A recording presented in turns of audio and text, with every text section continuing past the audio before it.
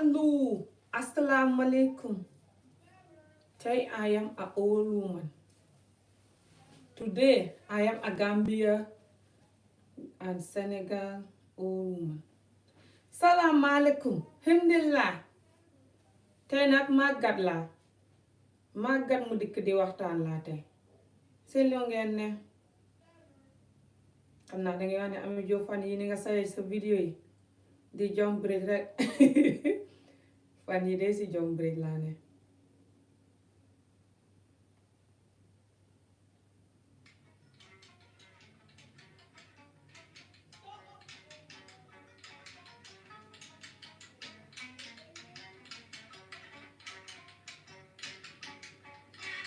tey suñ màggat yi dëkk yi suñ meeri dëkk yi laa bëgg ñu waxtaanee tuuti tey suñ màggati dëkk yi ak mën ngeen ma laaj question bu ngeen ma bëgg a laaj waaye xam nga man di dem xolof mënuma ko bindi xolof boo ko bindee lenn duma ko ci xam yu si bëri waaye maa ngi try alhamdulillah barikal jàmm ngeen a salaamaaleykum alhamdulillah lay lillah maa ngi mel ni suma yaay de ak maa ko lay nag si ataaya laa dikkaat de suma ataaya démb ba pare wut laa jëkkal si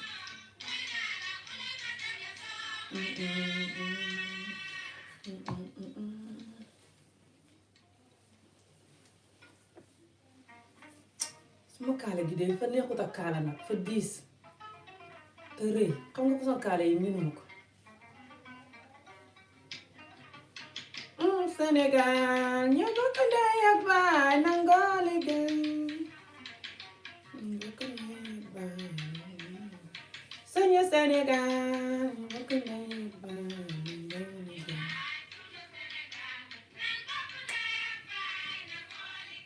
bay lii di jaa xaar leen ma teg suma ataaya bi yéen ngeen ni war gaaw démb walaay togga war gaaw démb wa de war gaaw démb wa jeexu demoon laay toggaat de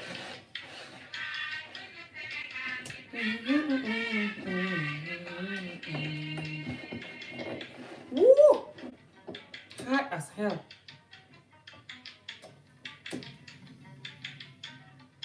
suñu Sénégal ñoo bokk ndey ak baay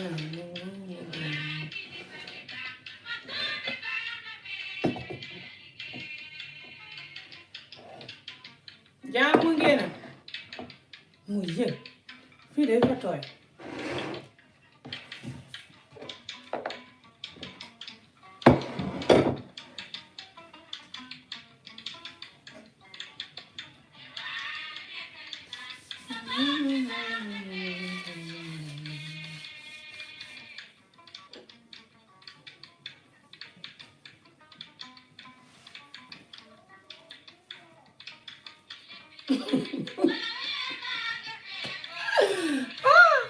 tey màggati Sénégal bi la màggati Gambia Sénégal la hello assalamu alaikum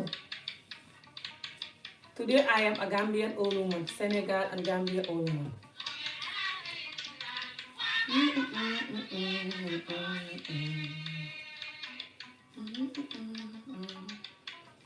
I was supposed to have something but I'm gonna tie this with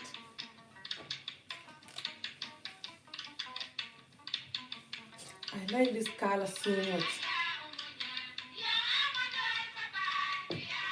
But I need to have something to hold it like this. Something. It's moving. Look at what it's doing.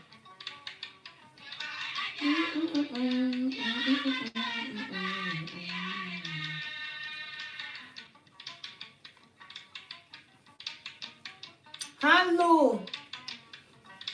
The thing is fine. It's just I'm not used to this big stuff. It's not about the camera. It's just me not comfortable with what it's doing. You know? That's why.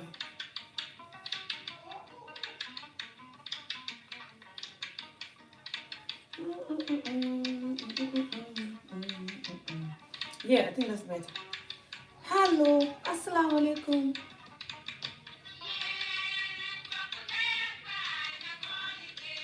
I don't know how the old people in Africa use this scarf, to be honest. This big scarf.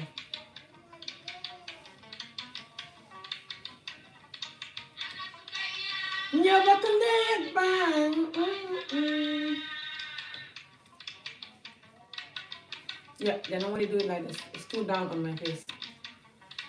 And they just go like this. Ani sumole, hayra dorom. Dini ngole, hayra dorom.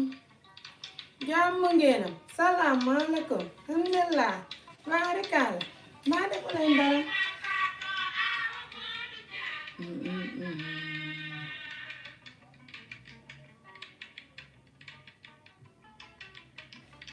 tey suñ mbiri mag ñi laa bëgg a wax tuuti ne xam ngeen ne weer wi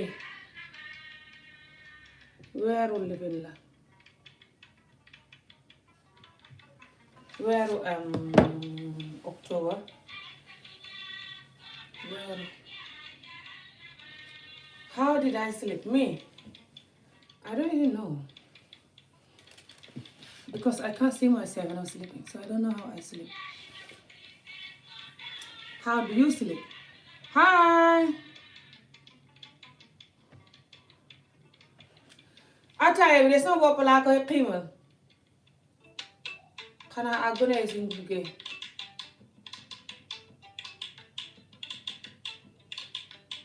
oh that's nice. Me too. I wake up fine so tey lu ma bëgg ñu waxtaan mooy suñ mag ñi xam ngeen ne weer wi ne nii weeru Black History Month la ñu xamee ko ci weeru nga jàng sa cosaan fàttali sa bopp sa fi nga jógee ak yow yaay kan ak jos jàng sa xaada daal loolu mooy Black History Month soo ko déggee ci àngale def naa ci ay vidéo pour ñu jàng ci suñ cosaan jàng ci yu baax yi ñu war a fàttaliku ci suñ xaada gi ak yu bon yi ñu war a bàyyi waaye tey daal maa gis ne fan yi yëpp maa ngi nekk di wax ci waxi àngale yi moo ne nii ba tax mënuma wax ci xolof wala ci soose tey maa bëgg a wax ci xolof wala ci soose tuuti te li ma bëgg a wax mooy suñ mag ñi suñ meer yi yaay yeeg goro yeeg bàjjen yeeg you know meer yi daal meeri Afrika yi daal loolu laa bëggoon a wax tuuti ndax ñun Afrika suñ xaada de xam na yu neex yu bëree bëree bëri waaye xam na yu bëri yoo xam ne daf ñu dee lor duut ne fañ koy mën a dindi ci benn bés déedéet waaye fa ñuy naxante tuuti di jéem a wax dëgg gi it waaye duñ ko wax ci comme kuruut ndax kuy wax ak sa yaay wala ngay wax ak sa yumpaañ wala sa nijaay jabaram waaw mooy yumpaañ wala sa bàjjan wala sa rakk yaay wala sa mag yaay fa xam nooy waxee doo mën a tëb rek di wax comme kuy wax ak sa morom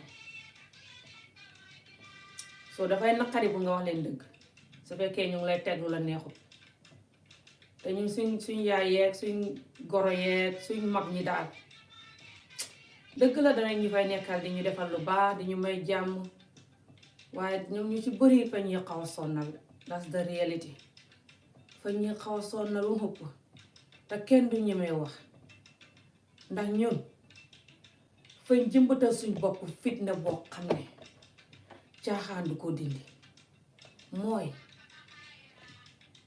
ku wax rek ñu ne fa yabaate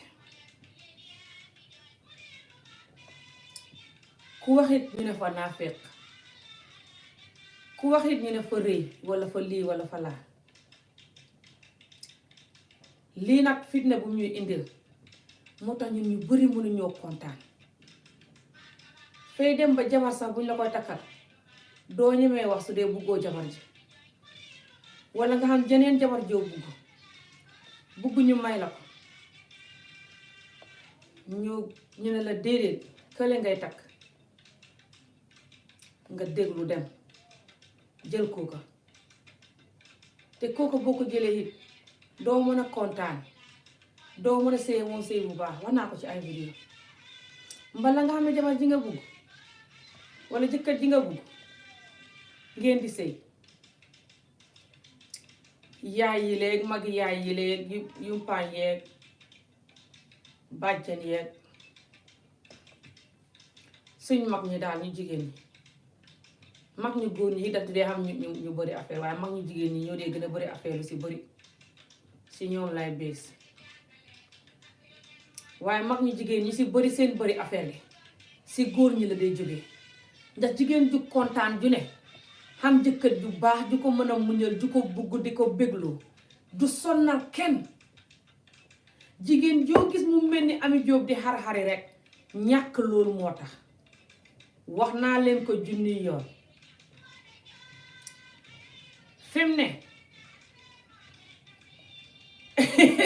thank you people that don't understand Wolof are gonna be jumping up but I'm gonna base in Wolof right now. I'm gonna focus on base in Wolof. This is serious. fi mu ne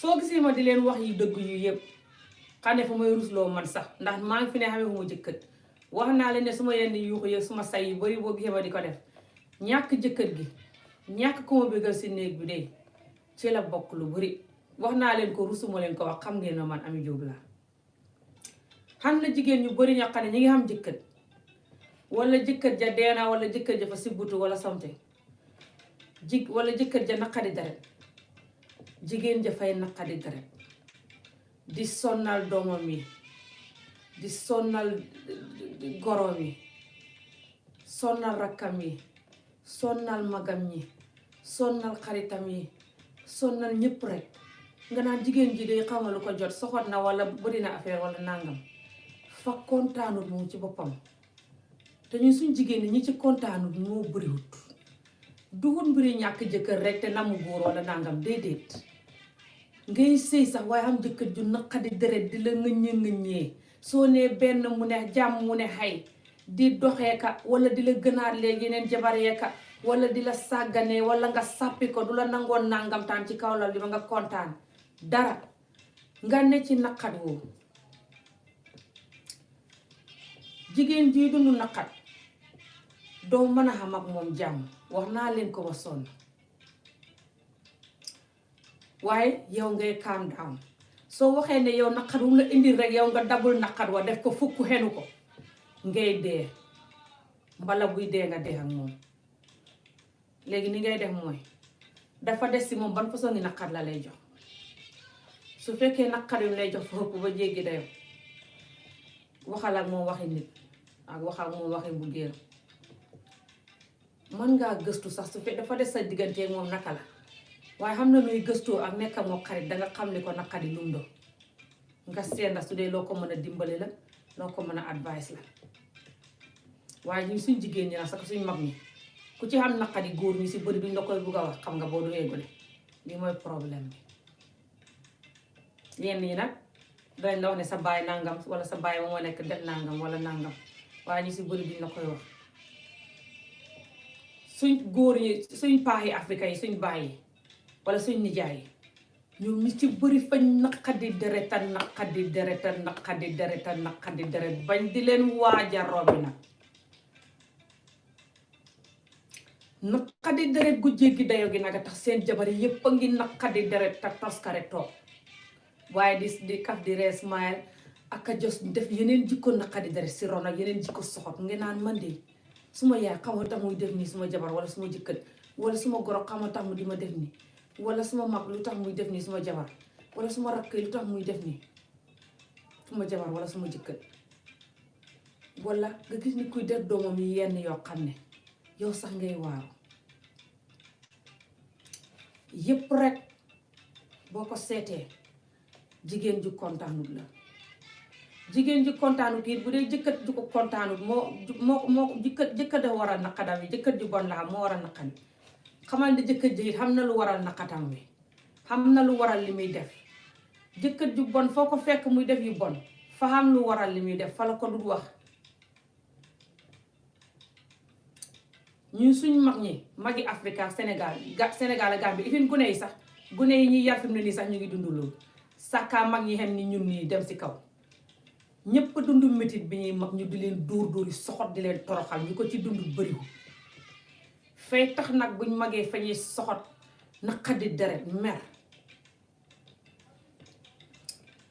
def na si ñoom nag ku ci xeex walla nga xam saas nga mag loolu taxul la nga soxot du ñëpp lay soxot loolu waaye gannaaw bu loolu dee taxee ñu naqadi deret loolu lu ci bëri ne fay tax nga foog ne def nit lu soxot xaayu parce que yow loolu lañ lay def sa dund gi nga mag ci lu léegi xam nga doo foog ne boo koy def nit lu xaay la gannaaw loolu liy waral seen naqadi deret yi mooy jigéen yu bëri yi ñuy teglante soo xamee jabar xam jànq teg si xam jabar ne ngay takk keneen na ngay nekk ak keneen ne ngay takk keneen ne ngay nekk ak keneen jigéen ñu bëri ñooy nga war leen a fenal kenn ku ne nga war koo bégal kenn ku ne nga war koo defal la nga koy defal kenn ku ne nga war koo bégal fu mu jaar nga sàgganee ñeneen ñi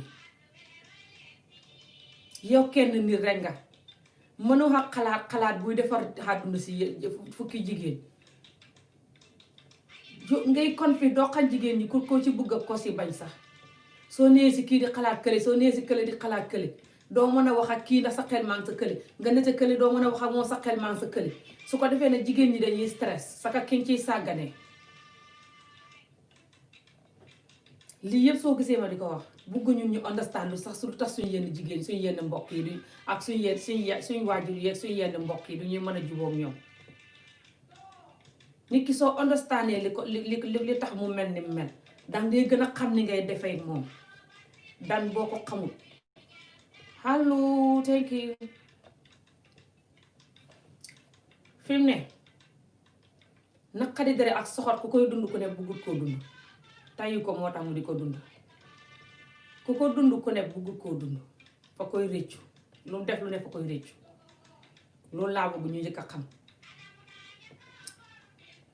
fa des si kii kan la su fekkee ne sa rakk yaay la wala sa rakk la yow sa bopp wala sa yumpaañ la wala bàjjen wala whatever like I said waaye su fekkee ne sa yaay la si yaay yi lay bés rek ndax yaay yi moo gën a important si laa ñu bugg a fàttali da bugguñu fàttali ko tey rek ni ñuy doxalee bu dee yaay ji la wala goro ndax yaay ji ak goro day fa doy waar ndax goro lu mu bon bon boo ko yabee yow sa jabar du mën a kontaan su dee goro ba it yaay sa jëkkër la sa jëkkër du mën a kontaan bu bonee ba sa jëkkër xam ne suma yaay fa bonit soo ko yabee jëkkër ja du kontaan bu bonee ba jabar ja xam ne suma yaay fa bonit boo ko yabee jabar ja du kontaan kon nag ni ngay def mooy fu mu tollu rek de ko jox cër waaye won ko fu laak fayda ba bu mu la mën a yeb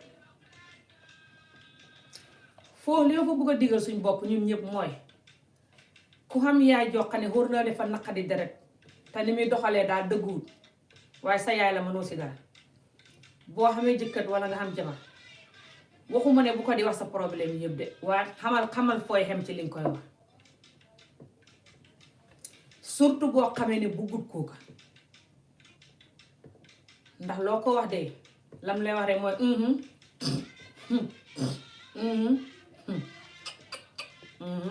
xamoon naa ko di hooy xamoon naa ko de waxoon naa la ko nit di taax yi boo duggee ci ñoom wala ñii boo duggee ci ñoom wala jigéeni bitim réew yi boo duggee ci ñoom waxoon naa la ko de ne la nga takk fii jabar nga ne déedéet xam nga daal parce que ñoom lu si bëri fa ñuy foog ne ñun nit kiñ gis ba bëgg ko muy ñun jigéen ñi wala góor ñi yëpp nit kooku daal du mën a baax si ñun xam nga lu tax ñu dee foog la soo fa ñuy foog ne ñoom ki ñuy wax ne ñu dem leen sa kooka lañ war a dem su fekkee ne it mënuñ ñoo wax ne dem leen sa kii ak demal sa këli ba tey buñ jëlee nit rek ne leen kii lañ bugg ñoom ñu si bëri suñ fekkee ne xëy na xam nañ nit ka sax mbokkam yi sax ba tey fa ñuy xaw ma ndax loolu bañ koy def ngir bugguñu te xamuñ nit ñuy buggee ndax xaw fañ koy def ngir siis ci suñu xalal ji foog ne xalal ji fañ koy séddoog ñooñ xaw ma waaye fa mel ni ñaar yi nag ñaar yii fa mel ni ñoom ñu si bëri ñaar yee tax ñu di ko def bugguñoo dimbale te xamuñ nit ñuy buggee ba tax ñi di ñu xaaye ñu kuñ bugg booleet di siise xalal ji foog ne moom lañ xamit ndax li tax ma wax la loolu mooy su fekkee ne nit ki bugg nga ko hit nga di ko xaaye ki mu bugg te du ne sax yow ngaa gis ki mu bugg du ko bon de ba te bon bay ràncang ci mbedd yee ko defi yow déedéet yow la neex rek nga xeeb ki mu bugg wala bokkut ak yow xeet moo tax wala daal déedéet daal xam-xamoo ay mbokkam wala ay mbokkam bokkuñoo yow xeet wala ay mbokkam nii wala yaayam nii wala nii ki na wala gune góor ga nii wala gune jigéen ga nii nit ki seet na ko ba dugg ci moom ba xóolu ko ba ne la kii laa bugg man xóolu naa ko bugg naa ko xam naa ko nga ne déedéet xam na ci yu bëri du ne fañ koy def ngir bugg ñoo dimbale rek de siis ci xalal ju tuuti jiñ xam foo koy waral saka ñun ñu ne bitim réew nii te lii nag danaa koy wax léegoo léegi gëj naa ko wax waaye ma ko bugg a waxaat tey ci geneen fànn fay tax ba ñun fii duñuy mën a xam jabar xam ngeen ñaata nit ñoo xam fii jabar ñun góor ñi di ko nëbb seen yaay Afrique duñ leen ko ñemee wax sax ne maa xam fii jabar mbala bugg a takk nit doo ko ñemee wax sa mbokk yi ngir ne fañ ciy dugg naan la nit ki kumdo nit ki la kumdo oytul de nit ki la kumdo oytul de nit nag su buggee nit nga commencé naan ko oytul xëll nga ki sibi oy danaa daane sama ataaya bi lu xew rek fay tiit ne xet lii lañ ma waxoon sëy yu bari oytul bañ la doon wax balan caa dugg mooy tax sëy ba tas ndax sëy boo xam ne du xam problème xamut te du mas a xam ba àddina tukki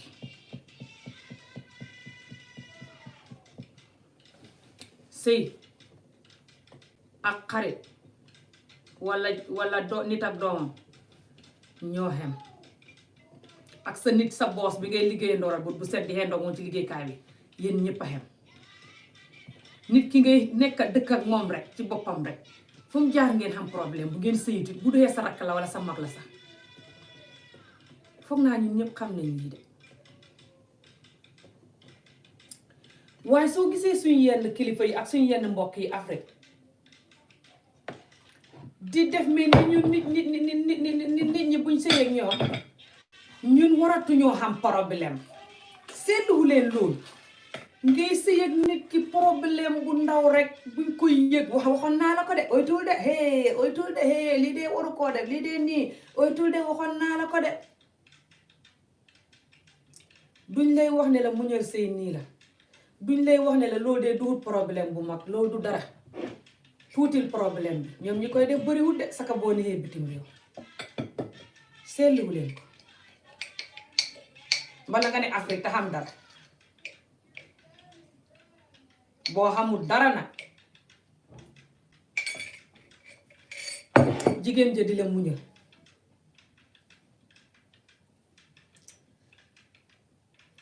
yu ci bëri yow jigéen ji xamoo yow góor gi xamoo dara jigéen ji di la muñal yéen ñaar yépp xamu leen dara daal di muñ yooyu sax léegoo léeg su sëy bi xamee problème te fekk mbokk jigéen ji fañ bëggul jigéen ji bala foog nañ ne jigéen ji fa rafet te jomb la daal su la baxee dana xam keneen ku la gën ku la ëpp xalaal mooy gënaay ba tey bu ngeen di jotee kañ sommente laato sax bu ngeen koy jotee ñu ne ko acca demal ñu ne ko yow yaa ne foofu de yow yaa waxoon naa la ne bul dugg ci kii de waxoon naa la ne bul dugg ci kii yi ñuy wax nit nag suñ ko bawut ñun duñ mën a xam jàmm est-ce que ñun xam nañ loolu waxoon naa la ne bul dugg ci kii waxoon naa la ne bul dugg ci kii ci suñ askan wi rek nga koy déggee man de suma ataaya bi fu ñu ñëlu bi fa ëpp mba nag ndox laa ci sotti de ay teere lañ may suuli woon waxoon naa la ne bul dugg ci kii mi ñuy wax nit ñi naa fekk ak bon ak xañaane nit ka nit kaa tax ñu di ko wax seetluwu leen ko du wut bugg ñoo tax ñu duñu ko wax de faale wuñ ñu xañaane ñu nit ka rek yenn nag nañ ko wax fekk nit ka fañ ko gëm muy def jikko yu bon yoo xam ne mu xooluwuñ ko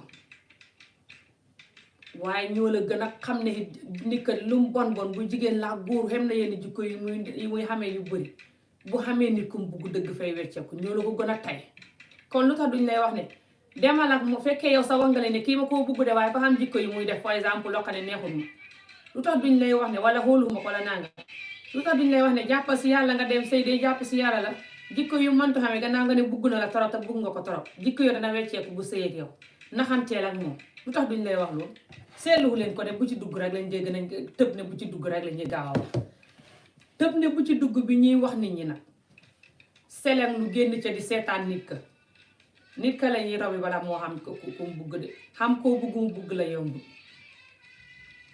waaw ko fi def nit koo bugg ñëwee la bu ci dugg ba pare seleng lu di la seetaan yaa fay dee te ña la koy wax ñu si bëri ñu ngi ca seeni say toog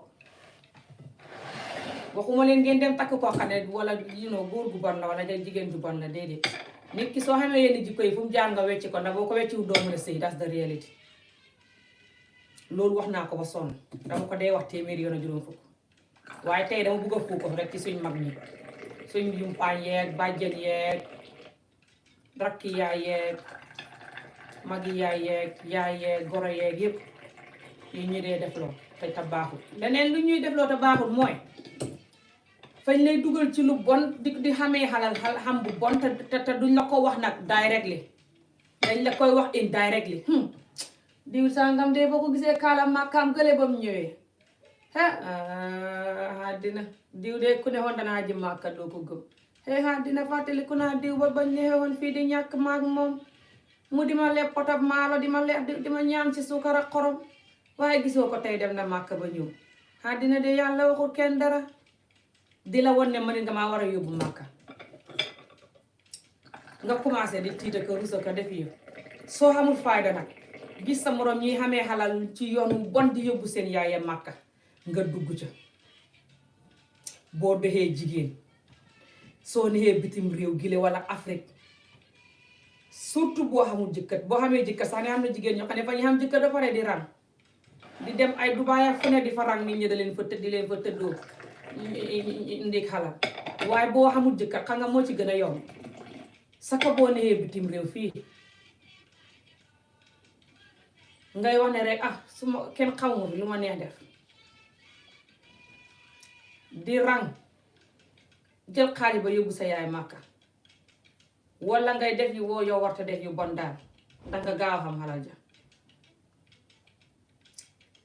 xalal joo xam ne wax nañ la ne boo yóbboo nit màkka sa xalal ju bon xamul njëriñ ndax ngay tànt saas ak yàlla ndax yaa ko tey rek sa yoon niwu ci sa ka xalal joo xam ne yow ngay ŋaaweeku nit ñi di la nga xar-xaree gannaaw boo ŋaawee ko góor ñi di la cëx-cëxee ba pare te wax nañ la ne loolu boo ci yóbboo nit màkkat du baax kon looy ŋaawee ko nit ñi di la cëx-cëxee ci ngelaw nga jël junni yooyu yëpp lémbale nit ka dem màkka ci ngelaw ndax ngay tànt saas di ñaawal yàlla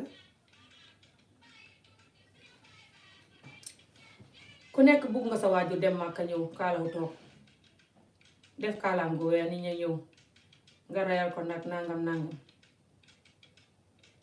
waaye li waajur wu baax wu ne war a gën a bugg raw dem màkka mooy doom juy xam xalal ci xamin wu lew waajur woo xam ne dem màkkaa ko gënal doom juy xam xalal ci xalal wu ñaaw waajur woowa yelloohu demam màkka ma sax te yow may yóbbu waajur wa ca màkka ca xalal ju bon yaa wetu te toskare dégg ngeen ndax duhut ne xalal ji ni nga koy xamee te baaxut man lañ la cee tëj man nga cee dee duhut loolu rek nga di ko jàngali suñu yeneen nit ñi pour ñu def loolu duhut loolu rek fa dooloo xam ne it boo ko ci yóbboo màkka yàlla wax na ne yóbbu màkka moom baaxul kon ngay ñaawal yàlla di ñaawal sa bopp ñaawal xam dina si wala la saawu ko nit ña ne màkka gi jàpp na la yow xam nga na Makka nga doxee nga sa xel di daj ko nga ne pat di ñaan yàlla jéggal la Makka nag mu ngi gën a seer xat mu ne te ñun nag suñ xeet wii ñu ngi jëfur ci Makka gi ba tey de kenn ko ne suma yaay fay dem Makka déwén xëppataloo fa tàng lay kay seet dema Makka gi dee neex na li gën dema Makka gi mooy nga xam ak sa yaay jàmm am ak sa baay jàmm ngeen do ay xarit di kaf di ree di waxtaan nga respecté ko mu respecté la soo xamee bu tuut boo ko war a jox dimbale ko ci bu tuut bu lew soo toogee jël téléphone xoo ko ngeen waxtaan si jàmm ne ñun suñu waajur yi nag xam na ci ñun ñi mën a def ak ñoom loolu waaye bëriwul xam nga lu tax suñu waajur yi ñoom ñu ci bëri ñoo ñu di may chance boobu ndax ñoom ñu ci bëri fañ meen gënaatle doom you know fa ñii ne di gënaatle doom African parents yu dul gënaatle doom bëriwul buy fukk la juróom-ñetti yëpp ay gënaatle doom gënaatle doom ku koy def doo mën a xam ci sa njaboot yëpp juboo bugg la sa njaboot yi ñoom seen bopp sax duñ mën a juboo dëgg waxuma laa gi la bugg yow dëgg ñoom ñëpp àndandoo bugg la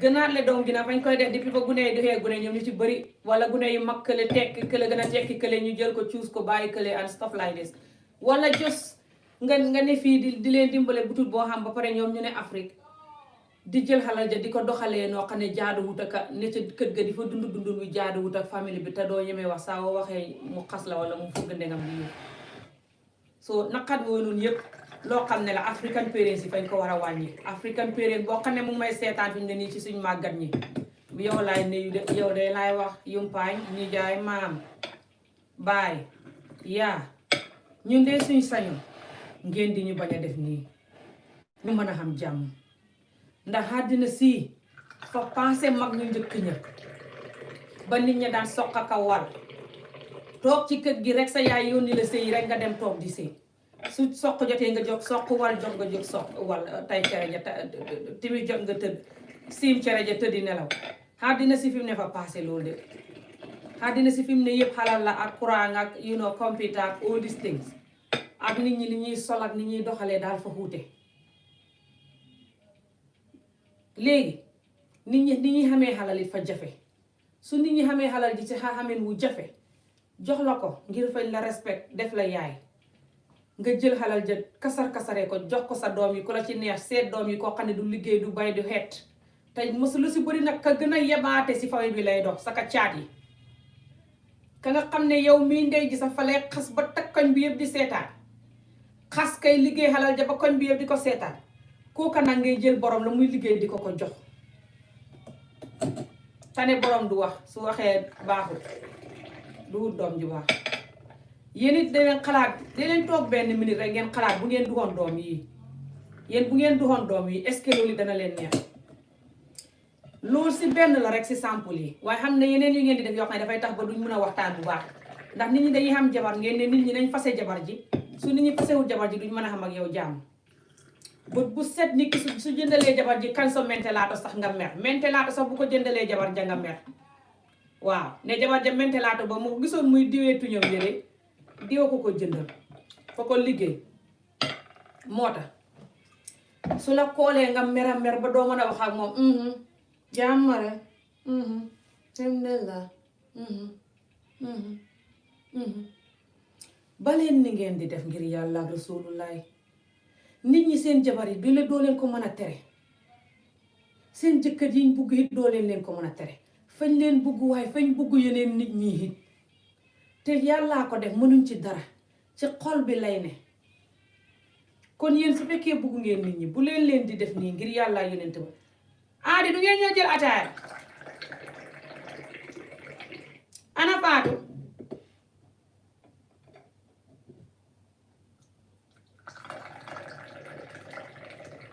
ataaya baa ngi xormbet ba mel ni ataaya naar buy suuli waaye ana Faatu am joxal ma ko wax naa la ba sonn su may wax xoolal bu ma di waxtu ba am wax ko ne ko su paree na indi kaas fi mu ne yooyu yëpp yoo xam ne la fay tax ñun du ñuy mën a dendoog suñu waajur yi nekk ak ñoom xarit bi ñu war a nekk ak ñoom indi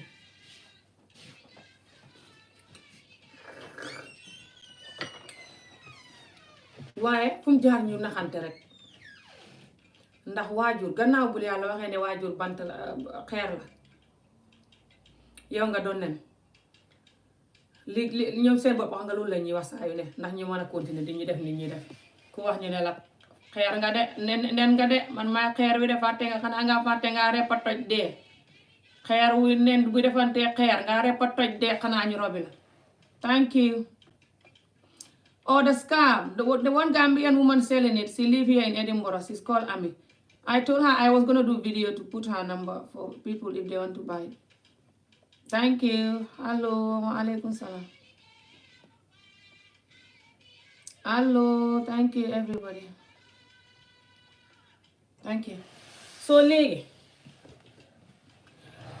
gannaaw bu meere yeeg paa yi saa wuñ waxee rek nga dégg doj dee xeer nen buy defanteeg doj dee fa nen ba fa reppa toj ñu robi ko walla boo dalee doj wi toj bu la doj wi dalee nga toj foo jëm dal loolu rek te noppi xam nga loolu ci nit ku ñuul rek nga koy déggee balaag meel wax yi ne ci ñun nag fa bëri moo tax ñun ñëpp a ngi miserable fitna bu ñu balaag meel bii teg la te balaag meel bi la it du ñuy bugg kenn wax ko de xëy àddina ñun de lii nattu la fi mu ne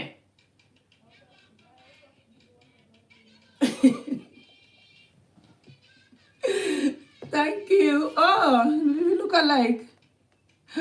Oh, we will meet inshallah. Just contact me. I'll give you my number. taxaw leen ma waxal leen di du caaxaan de ñu suñ nit ñi nit ñuy def léegi gannaaw buñ ñu waxee ne ñun ñooy nen yi ba pare ñu def ñu ay carton yi nen taajee ñu nii lémbale nen yi nii taaj ñoom ñu do ay dongo yoo xam ne comme ça doj ya suñ yónnent baa nit ña daan héeg rek ak a defiir doj yooyu daal comme ça doj yi ne Scotland fii doj yu guddi yi la mountain yi la ñoom ñu do ko toogee nii soo gisee ñi diñu def ay nen di def seen bopp ay doj balaag meelee ñu koo tax man nag waxuma ne nit ki nga yab sa ndey man maa gëm ne ku yab ndey te tey ko ngay torox suñ duut ay nen it fii kenn du fi ay nen ñépp nit doomu aadama njaay la nen yee fi nen rek la neni ganaar yi ngay jënd baxal ko rek a fii nen waaye gannaaw su caaxaan passé gannaaw waxi balaag mel moom bu rombee nañ wax dëgg réalité rek ku fi yab sa waajur moom te yow la neex nga bon yàlla daf la dee nattu moo tax ñu duñu woowee ay nen waaye xam na ci ñoom ñoo xam ne it seen xooteem nen mi fa ëpp de du ñuy woowee nen rek xem ci de fu ñuy bundu xataal di ñu toroxal yoo xam ne ganaar bu ko defoon ay nenam nen yépp toj nañ ba jeex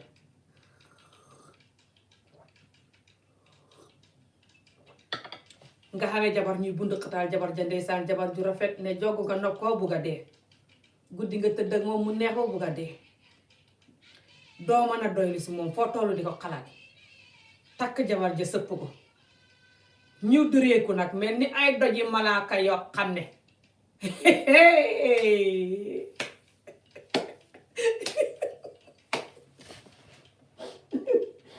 barki salaatu faatee may reewaay may jooy ñun suñ xaada beeg suñ yenn nit ñuy def sa nit ku la bañ sa worst enemy sax du la ko def mitit yi ñuy teg suñ worst enemy sax duñ ñu koy teg ñun nit ku ñu mbokki nit ku ñu doj yi naga ci raw kilifaay doj yi ñoom ñu ci bëri xam na doj yoo xam ne lañ ñuy do waaye àllaaxira doj yi yàlla leen raw di doj yi malaaka yi nag du ngeen ko fàttali ko malaaka yi nga xam ne ñu defa ñuy ngëb nit ñi sànni leen nit ña tasaaroo xaw ma lan man de jombi na ci doj yi le fi mu ne fa ñuy jóg di réeku nag man doj bi maa ngi nii de waaw manoo si man dara te ñoom ñu ci bëri nag fa ñuy kaf di ree de fañ ci xalado doji naa feqit fa ko ñu ko ci xalado subhanallah ndax fa ñuy kaf di ree mais ni jabar jaado ko bon kay ñoom defuñ dara soo ko gisee saa wax soo gisee jabar ji nag di kaf di ree soo fa neexee muy kaf di ree ak jabar ji su la gisut nag ras su jabar ja ne benn mu ne xay xam na goroy doj yaay doj yoo xam ne ñoo raw doj ndax ñoom fa ñuy fiire jabar ji xamu leen loolu suñu gisee jabar ji jekk taxaw ñu xalaat jabar ja la muy war a def ak yow guddi xalaat yépp xalaat yow jabar ji ni nga ko nobee ndax yaramam wi ni mu rafetee su jabar ja meloon ni Ami Jóob pompeteer nii wala sax xam na góor yoo xam ne fañ bëgg jigéen di pompeteer jos junoo jigéen ju rafet rek pompeteer ono ñu xool jigéen ja xalaat xool seen doom ji xool jabar ji rek xool bay bax ñu xalaat ni kii dana war a bugg jigéen ji ndax xoolal jigéen ji nu rafetee fa koy bugg suñ gisee nga jël jigéen ji di ko magg-maggee di ko toppatoo seen xool bay bax ñu diree ko xuti sëriñ ba pare ne sëriñ ba fa liggéey suma doom ji te wóor na leen ne kooka liggéeyu doom ji de waaye fañ koy wax pour sëriñ ba liggéeyal leen kooka fa liggéey suma doom ji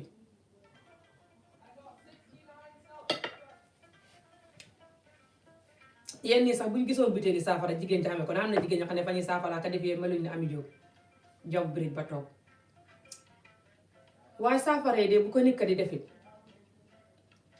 foog naa duwut liggéey góor yëpp de wala liggéey bu bon xëy na nit ka fa gis yow yaay ji ngay saafara góor ga di ko saafara bañ di ko waaj a robi sànqal su ne nga jéeri moo tax muy wuti saafara li ko ndeysaan di kot koti di lu ko dimbale moo jëkkatam waaye bu ko doj yi la gisee meeri doj yi nag ñoo ci raw buñ gisee butéeli saafara nag sa seen goro robi nañ goro ba te fekk nag ñoom ñu nga lémbale mbooleem xali mbay xàddina si nag rimaas ko ñoom waaye goro bi moom benn but sànqale ñi saafara rek nañ ko gis direeku nag weer ko xàddina si nag fay liggéey suma doom ji gis naa ko hey te fekk yow kat xamul sëriñ boo demul ca doom ja yow si sa bopp kii sëy ak doom ji it war a xam ak moom ay doom wala ñu jos war a dund bànneex buggante nga ne moom warta def lenn warta war a liggéey doom ji bu ko liggéeyoon sax pour doom ja bugg ko loola lu ca xaay gannaaw fa buggantee doom ji kay jàmmi doom ji la ndax bu sëy bi tas gannaaw yow nga koo bugg a tas moom bu ko liggéeyoon nga liggéey ko lii dee musiba la takat yaay yi nga xam ne ñoo ñuy def métit yii yëpp mooy yaay yi ñuy bëgg a yóbbu màkka ba di ci jaay luñ war ta jaay ak a cagatoo ka def lu ne di xar-xar yi yóbbu yaay yi la màkka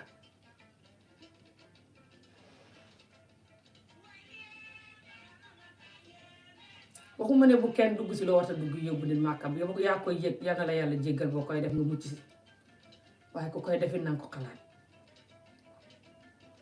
ndax suñ yaay yi xam na ci ñu baax waaye bëriwul de that's the reality man nag xam nga suma yenn wax yi suma koy wax moo tax ba xaw ma xarit man suma culture bi ak suma nit ñi sumay wax ak ñoom fay mel ni duma koy tay lii reality bi ne suma bopp bi rek laay wax moo tax ma bëri ennemi suma sañoon na duma mel ni waaye xaw ma lan la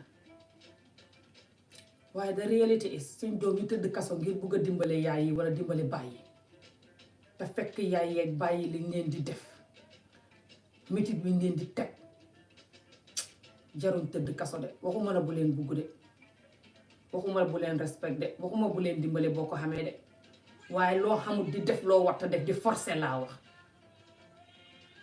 maa bugg a fàttali suñ bopp tey rek ne si weeru xaada lañ ne te ñun suñ xaada mooy dimbale sa mbokk yi surtout sa yaay ak sa baay te dimbale mi fa ñuy dugal suñu bëree bëri ñun ñëpp fañ ciy tëdd kaso di ci dee di ci jëlee feebar di ci jëlee dépresse stress di ci jëlee lu ne ci dimbali mu jéggi dayo mii forcéem ndimbal mii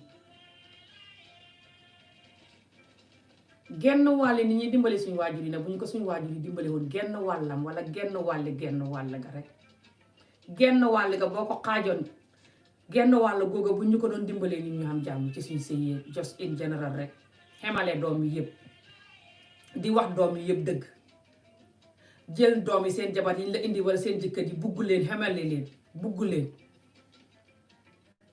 ñun suñ yaay yeeg suñ baay saka yaay ngay xam jabar wala rakk yeeg mag yi njëkk yi ngay xam ñaari càmmiñ wala ñett ñu xam jabar nga tànn ci jabar ca ca gën a rafet wala ka ca gën a xam xaalis nga bugg ko wala ka ca gën a naafeq nga bugg ko marché ami jow yi moo xam nga moo tax ñu bari ennemi bu doon moom la si xam naa si ñi ngay jëkk bañ la bokk parce que man duma la tooñ duma la def dara danaa respect naa toppatoo naa kafre waaye duma nangoo side ànd ak yow di xeex kële wala yëfi naa fekk yi wala nga xam nga man moom loolu ku ma ku ci ànd ak man nga may ba léegi fa ñuy jël jabar yi di tànn kañ cee ka ca gën a xew ak ka ca gën a xam xalal ak ka ca gën a rafet ak ka ca gën a liiki laaj jël ko def ko xarit di ñi ak gangoog moom di ñaawal këli yu ci bëri jigéen jafaleen ko du mën a wax rek wala bu leen waxee benn xamal ne deena bala moo wax benn bu wóor xamal ne fukkan ko yim la waxul bu ngeen xamoon suñ jigéen yi li ñuy daj ci sëynam xam na suñ jigéen ñi it ñu bon saaw mu waxee rek duma dee wax toro si jigéen ñu bon ñi to be honest xam naa lu ma expérience góor ñu bon ñi moo tax ma dee focus si loolu torop to be honest waaye xam na it jigéen ñu bon ñoo xam ne fa ñu xam goro boo xam ne melum ni ñi may wax nii goro bu baax ba ne cocc nag kenn mënu koo xam goro beeg yow a xem ak man mii nit lañ kenn matut goro bi nit rek la bu la jutoo nit fa lay def lu la naqadi di la ñaawal wala def lu la naqadi comme ni la ko sa yaay di defee loolu it fañ ko war a xam de du ne goro bi jos bi ko sa goro la rek du ñemee wax du ñemee sa xët fay toog ne copp ne jogg sa koñ ba rek lu la neex def mu ne jogg déedéet goro bi daf la dee gisee ni doomam parce que dafa miin doomam ji nekk doomam yow yaa doomam ji yéene sëy fa lay def doomam rek su la defee doom dëgg nag danga ko dee xam waaye su la defee yëg doomi naa fekk di la bañ it xam nga danga ko dee xam waaye xam na si goro yoo xam ne nag goro yu ndaw yoo xam ne ah ñooy fa ñuy xaw a sant njaay de di fitnaal goro mag bi nañ waxante dëgg rek de ñëw lam si ngu doom ji bu jëndalee yaayam kaala sax nga jëfuur doom ja it du mën a jël yaay ja jàmb ko rek di ko seetaan jos bi ko takk na la fi mu ne lu ne mu defal la ko yow sànni yaay ja ah ndax est-ce que bu doon yow la yow yaa jut sa doom sonn si nàmpal ko boot ko xem nam xem mu mag xam jabar rek def la nuur sànni la ndax dana la neex est-ce que sa xàq du dal doom ja yenn yi de nañu waxante dëgg nag góor gi lum neex neex nga tëdd ak moom mu neex taxut nga moom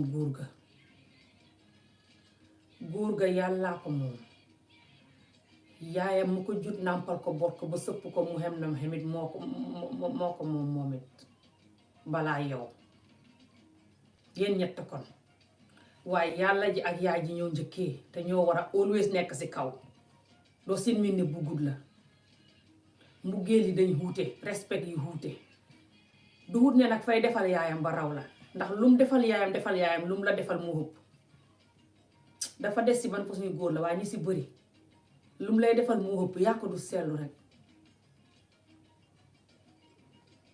ndax yaa ngi focus ci lu muy defal yaay ji torop waaye xam na góor yoo xam ne fa ñuy defal yaay ji ba fàtte jabar ji loolu moo xam na waaye bëriwul de waaye yéen góor yi de leen fàttaliku yaay jee jabar ji daf dee xalame ni dañuy wujje jigéen moo mel noonu dafay xala fiiraan ko dafa xam jigéen dañ bëri fiiraange si ñoom yàllaa leen bindee noonu góor sax xam na ko yéen a gën a fiir jigéen téeméeri yoon waaye comme ça goro ak morom ka fiiraange gu fa dee ne noonu foog naa du dee bëri si paaye ak seen goro yi de si jigéen ñi meer yi ak seen goro yi jigéen ñi la dee gën a bëri parce que ñun Africa meer yi Africa seen meer yi léegi ni ngay def mooy ngay fexe di doxal dëgg si diggante bul farak kii bul farak kële del wax dëgg gi bu dara xewee nga wax ko si respect ba yaay ji bum la mere jabar ji it nga wax ko si respect jabar ji bu lay forcé na nga xas yaay ji te ci kanamam xamal ne du wut jabar ju baax bu doon yaayam la du la wax nga xas ko ci kanamam pour mu kontaan. Sa yaay lu mu tooñ tooñ sa jabar fa xam nooy waxee moom balu ko xàq rek yaa jabar ja ngeen di xam rek jabar ja xam ne bu doon suma yaay la it nii laay def nga ne ko yaa baal maa xamewuma ko noonu nangam beneen yoon danaa moytu rek jeex na fenes su ngeen génnee foofu nga ne ko bébi xam naa ne suma yaay moo la tooñoon si bii sax waaye dama bañ mu mer xam nga rek meer yi mu ne la ay no bébi doon wari suma yaay la man mii su doon suma yaay la sax di séem xam naa lii waaye déedéet maa ngi toog ak moom xasoo ko wonoo ko ne ko man maay right lu tax defoo loolu. Good luck su fekkee ne yow bu jëkkër ja xasee yaay ja sa kanam wax yaay ja ne ko yow yaa right moom moo su dee danga xamante jàmm ci sëy boobu good luck ndax yaay ja dootu la mësatee bugg xam ne yow yaa tax muy doomam di ko xas-xas yu bon yu su doom ja taraayu dëgg yow it nga taraayu dëgg dootu leen mësatee bugg properly kon nag loolu it nañ leen ko moytu duñ koy waxee lu yomba def la nag ndax boo meree ngay yomba wax la warta wax waaye ku koy def moytu ko ndax yaay yi de soo gisee ñuy wax ne ñoom doj lañ duñ ne fañ do doj ku ne xam na ne fii kenn doo fi doj waaye soo leen di naqa daal like comme ni ma ko waxoon ci gannaaw rek ñuy jooy nii daal lu yàgg nga naan who cares fu mu jaar daal yàlla indil la ay jafe-jafe daf dee xam de kon nag nañ leen ko xam tey moytu te jàpp si yàlla rek àdduna du dara jóg sa sayt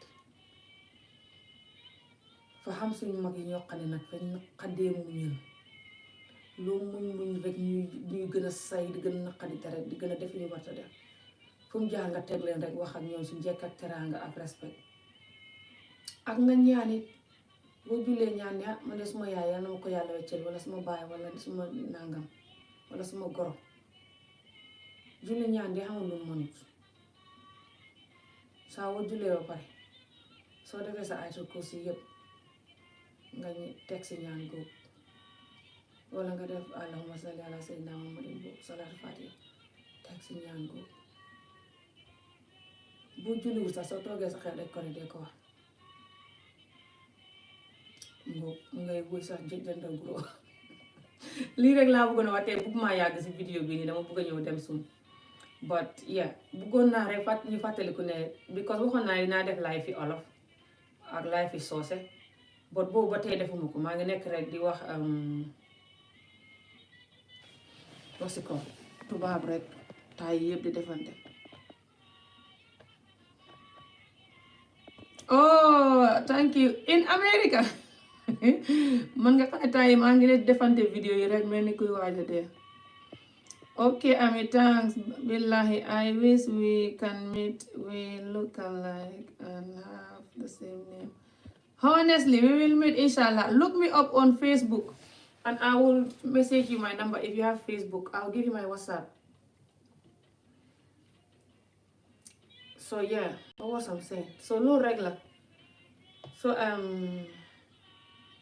just bëgguñu fàttaliku ne suñu xaadam mooy dañ war respect suñu waajur yi dimbale leen yóbbu leen màkka sa even and stuff moo tax ma def kaala gi tey pour fàttali leen ko ak also xaajuma ji but yeah suñ kilifa yi léegoo-léeg daf dee naqadi pour ñu diil ak ñoom torop ñu gis ñenn ñoo xam ne lu ñuy dund yoo ngay fàtte sa bos sax waaye yàlla baax na ngay julli ñaan rek boole si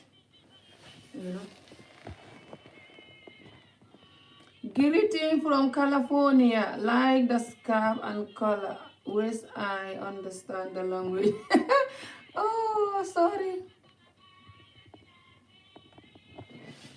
My Facebook, I have a Facebook page that is just called Ami Jobe. It's the Facebook page for this YouTube. The page for it is just called Ami Jobe. I hardly use the page to be honest. Or you can look me up on Instagram, amijobe_, or you can, my main Facebook is Ami Jobe Sala. It's the same, they all have the same profile picture as this YouTube. You will recognize it.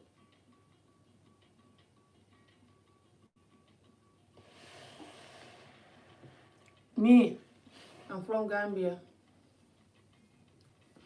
So yeah loolu rek laa bëggoon a wax fàttali suñ bopp rek suñ waaj parce que waajur boo xam ne nii sa digganteeg moom neexut wala mu ngi lay def jaaduwut wala yéen ñaar yëpp a ngi defanteelu jaaduwut and stuff wala yaa ngi xam jabar wala jëkkër joo xam ne bëggu ko daf dee mun a stress nit wala nga xam jabar Afrique jubuwut ak gorom te goro bi di sa yaay ndax dee stressful yaay ji fay kool di boole jabar ji di kool di boole yaay ji di kool di boole doo xam ko ciy féetoo sëy yu bëree nga tas Afrique goro yaa tax ay goro yi le xam naa ne ñu ne doj lañ de waaye xanaa xëy danañ fa fekk malaaka yi nga xam ne it ñoo kuy doj foofu nga leen di fekk woon xaw xëppatëllaw kuy jaay doj ba xegg xanaa xëy de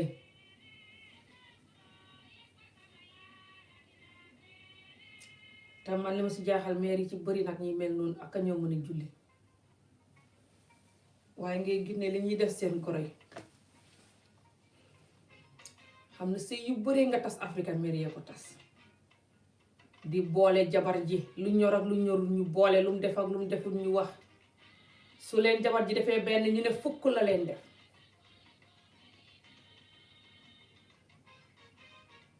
ba pare goro xam na goro yoo xam ne fañ lay tapaas ba nga mer nag nga def dara pour ñu bon laa boole waaye nag comme ni ma ko waxee rek xam na goro yu ndaw yoo xam ne it baaxuñ kon nag ñun ñëpp nañ leen baxante xel rek tataraay nga xam ak yéen nañ leen baxante xel tataraay te xam ne yaay ji bu fekkee sa diggante moom baaxul daf la dee stress te xamoo kañ la yaay ji génn si àdduna si bëggoo mu génn si àdduna si fekk sa diggante moom baaxut muy baay ji muy yaay ji comme ci mënti doon kon nag del naxanteeg ñoom rek du la wàññi dara waaye nag bu leen farle torop ba mu yàqal la it yow ki nga bugg yaay dee ak naqat xam nit koo bugg yombut si àdduna si nit ñi bari nañ si àdduna si waaye koo bugg torop mu bugg la torop xanaa boo xamee saas am na ñoo xam ne dañ xam saas buñ jeexalee nit kuñ bugganteel it fa ñuy xamaat keneen kuñ bugganteel buñ jeexalee moom it xamaat keneen kuñ bugganteel waaye boo xamul saas danga xam ñëw ñu la bugg ba sonn waaye doo xam doo leen mën a bugg torop yow comme nu nga buggee kële wala nga xam ñoo xam ne yow yaa leen bugg waaye ñoom bugguñ la comme ni la kële buggee woon kon nag nañ leen xam ne mbuggee dëgg neexut a xam ku ko si xam naxanteel ak borom su fekkee waajur yi ñooy problème bi it naxanteel ak ñoom rek julli ñaanit te fexeel doxal dëgg it ñoom ñëpp danañ gis ne yaa ngi doxal dëgg waaye su kenn ki miinee nga di ko farle rek doo xamati jàmm fay xam ne moom lu xew moom ngay farle rek fay bugg ngay gën a farle di gën a farle su yàggee kële yi xam nga dootu ko mën a téemuñ moo tax farle bi waroo ko cee tàmbali respecté yaay ji ba nga xam ne respecté nga ko waaye bu ko farle torop ba mu xam ne nga koy farle torop lu ko neex def su dee du dëgg sax dee wax ak moom si njëkk teraanga ne ko yaa nangam dee su ma sañoon doo ko def ndax nangam bii nangam soo ko defee bugguma diw di nekk di defanteeg yow wala wax la lum la war ta wax waaye nangam dee su ma sañoon du doxee nangam wax ak moom si njëkk teraanga rek lu si bëri dana rus dana wecc so loolu rek laa bëggoon a fàttali ñu suñ bopp tey ak jos di fàttali suñ bopp ne suñu aada bi dafa xam yu bëri yoo xam ne dafa baax ñu war koo fàttali ko ngëp ko xuti xaat ko jël ko waaye xam ne yu bëri yoo xam ne fi ñu ko war a xala daw ndax àndatut ak jamono te du ma sa ànd ak jamono te suñ doom yi sax duñ ko dund kon nag jaruñu di ko forcer suñ bopp di ci dund léegi loo xam ne daf ñuy stress te suñ doom yi ñu ngi koy gis xam nañ ne jaaduwul fay tax suñ doom yi duñ ñu nawloo sax kon nag nañ leen xam loolu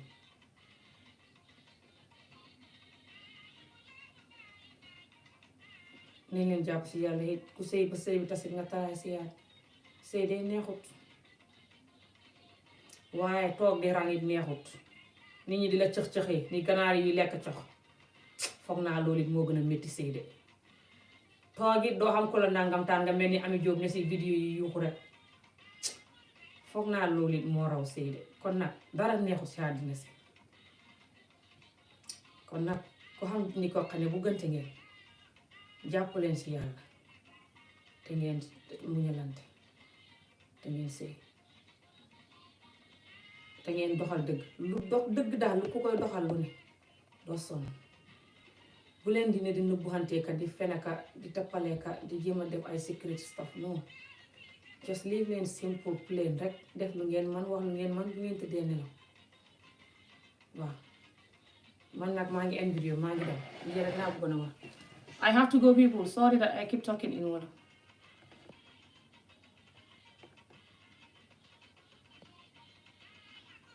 California man de Amérique yi ka dem fa bëggoon a dem nag damay ma ragal fetal yi seen fetal yi de laa ragal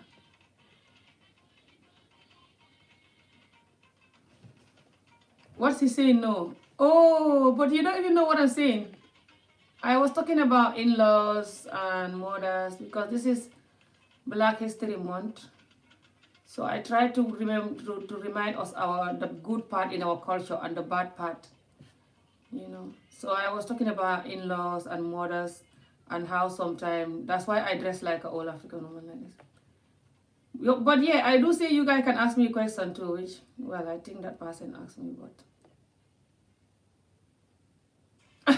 that's why I used to stay no I want to go I'm not in the mood to do a long video today I was trying to do some exercise in the morning and I don't do the exercise every day and I do them my body is so tired so yeah I just was talking about how some of the in-laws are not very good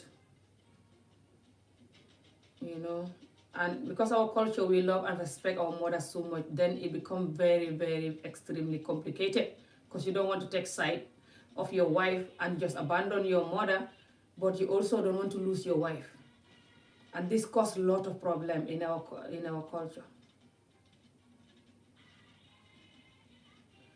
oh you want the attire the attire is just the yesterday one it wasn't finished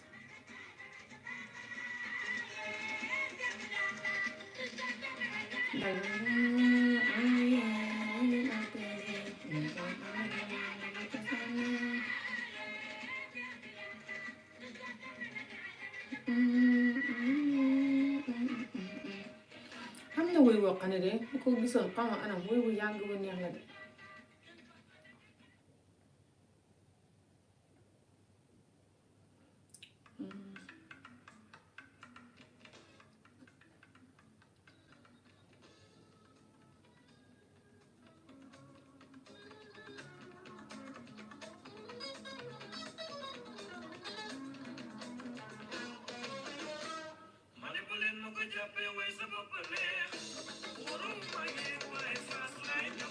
oh my god fantali ngeen woy Ablaye Mbow yàgg ni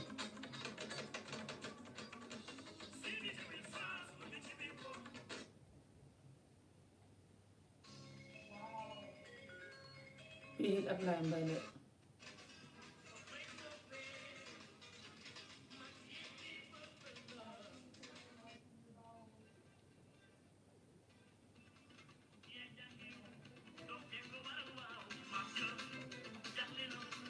yéen yaa ngi ko waaw bii xam naa wax ji sax de ak wuy bu yàgg xoolal kaba yi sol rek kaba yi mag ñu njëkk ñi lañ sol de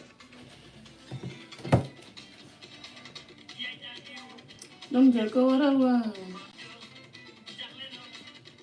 what if your mother did something apologetically what do you mean apologetically stay sister recover yourself recover yourself that day me when I do exercise because I did like 1 hour and I don't do it every day that's why when I do it I'm too tired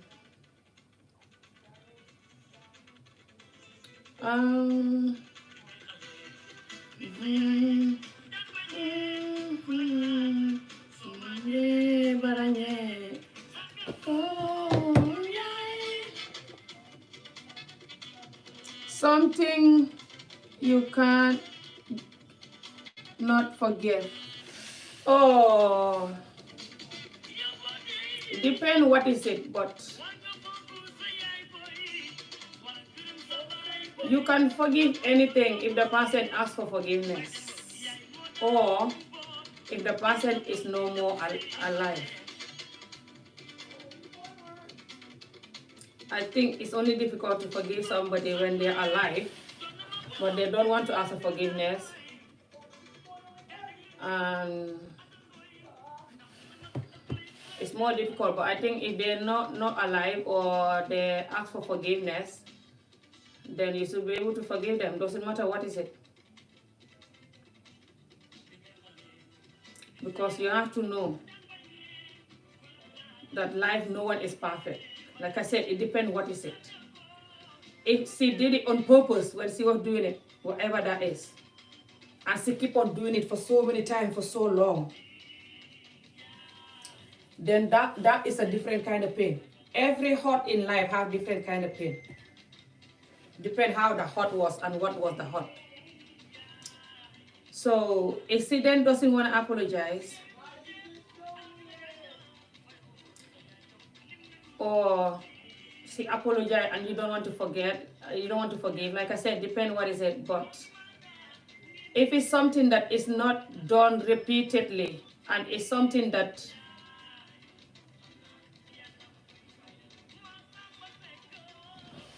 I cannot tell you on chat. Yeah, I know it's hard to tell on the chat. Don't tell it on the chat. If it's sex abuse, and the sex abuse is like, because the sex abuse is like child marriage. I've been through the child marriage. Child marriage is sex abuse. So I know this kind of pain. But it depends. If it's something that was done like repeatedly, and they know, and they don't want to apologize properly or make it feel like they regret it if they knew about it and repeat and let it continue happening repeatedly, then it's more pain, is it, than one incident or something that they didn't know about. But if it's something they know about and they not want to protect you, you have to check why they didn't protect you. If it's they were scared to protect you, because if they try to protect you the way you would like, maybe that person was gonna deal with them, and they were trying to protect themselves and you, so they couldn't protect you the way you wanted, maybe, for example. Or if it's something that like this African culture is so annoying, so they just don't want people to know, because they don't want people to like judge them and judge you and bully you. Because one thing in Africa too is that even if people know that someone abused you with sexual abuse or child marriage or whatever, they can still use it to insult you. That's the problem. So sometimes our mothers don't want people to know what's going on, when we are young and people abusing us. It's not just because like they're selfish and they don't care. It's also because they're trying to make people not to have anything to use to insult us. You know how we use everything to insult each other. So like I said, it just depends what is it, and how the situation was. Because a lot of our mothers, especially in Africa and even here, some of them, they're not like me, like, and other women who just learn to be strong and learn to say no to any man. Sometimes when the man doing stuff, they just keep I cannot forgive sexual abuse, point blank. It is too damaging. You see, this is the problem. Depend what the sexual abuse is, like I said, and how it was done, and how your mom contributed to it. If she knew it and allowed it to happen, which a lot of mothers will not do that, but some might, to be honest, by denying it or whatever. But even if she knew it and didn't want to do nothing, then Depend who this mother is, you know. When someone really apologizing to you and they really mean it, you can tell. If your mother is a good mother to you, the only problem is whatever that is wrong with you that you're not happy with. Then I think it's easier to forgive than if she's just a bad mother in general, either sexual abuse or not, she's just bad. You know what I mean? Like those mother who's like, I don't care, tough. But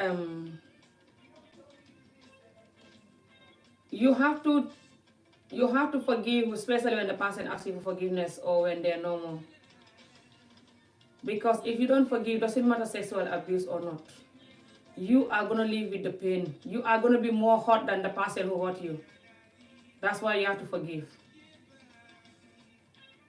A lot of us are on drugs now or doing all the things that we are doing because we did not forgive what we should have forgive. If you don't forgive it, it's yourself you're harming. That's why you should forgive it. Because you are gonna live with the anger and the pain. The person that hurt you, they're not the one that living with the anger or the pain, or the person that you're angry with now. If it's your mom you're angry with now, or whoever, you know. And when the child don't have good relationship with their mother, especially a daughter or just even a son, there's something between mother and a child that if you have a mother who asks you for forgiveness and ready to, to have a relationship with you, I advise you to take it. You know why? Because when you don't have a relationship with your parent, and it's not like they passed away or something, even that can harm you too if you're not careful, to be honest, depending how you're handling it. But if it's just because you're refusing to talk to them, it's going to pain them, but it's going to pain you too. You don't realize that? I don't know, maybe it's because I just love my mom. I just love the word mom and just love my mom so much. Like, no matter what, I can never, I don't talk to my mom. How? I will not be sleeping, waking up knowing that I just don't talk to my mom and that's it. I don't talk to her. I cannot be waking up sick, sleeping, waking up knowing that I don't talk to my mom. No matter what. I hope I'll never ever have anything in this world that will make us like that. But I've been through sexual abuse too, because child marriage is sexual abuse. And it didn't happen once. It was happening like a couple of times from a young age. And I feel sometimes like my mom should have protected me then. But I have to still think that she didn't know it was this bad. She knows it now, but she didn't know it because she'd been through it herself. And the whole culture was just like that. You know, they're still doing it in the village, where my mom from. So you have to think of if your mom was abused herself or something. A lot of these mothers themselves are abused or themselves don't know how damaging the situation was. But a lot of them are actually abused themselves, and how their mother handled the abuse is how they're handling your abuse now.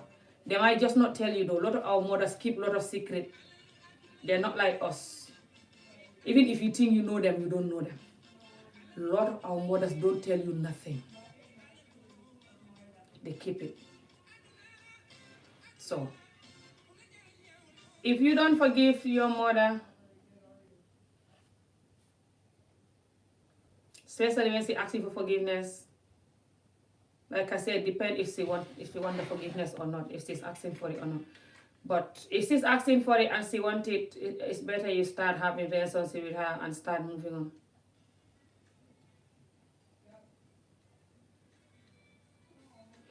Because if you don't, especially when you're young, depending what age you are and what kind of a person you are and what other support you're having, from other people.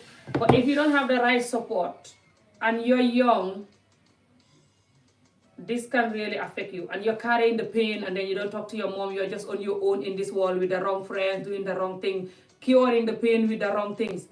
Ooh, this can get big consequences if you're not careful. I advise you to go and talk to your mom, make up with her, start fresh, learn how to move on from this particular pain. There's so many things in life to make you happy. There's so many things in life to achieve. if you focus on the pain, you cannot achieve these other things. It's going to be on your way. Or when you achieve them, it's going to destroy it. So I advise you to just make up with your mom, start fresh. Understand no one is perfect.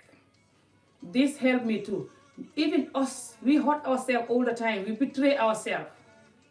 We do stuff that we wish we don't do or say. And we're not going to abandon ourselves, isn't it?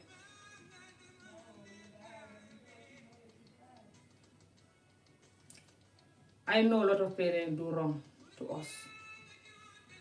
But it's not easy to be the perfect parents. And in this world, there's no such thing as perfect parent, perfect partner, perfect friend, perfect this, perfect that. Like, you're not gonna do anything wrong.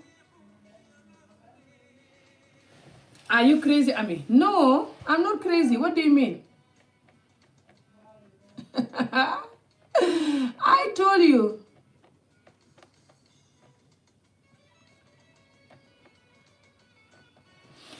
Even if she tell you it was your fault, some of the parents, they will just say it's your fault because you're arguing. Depend what the problem is.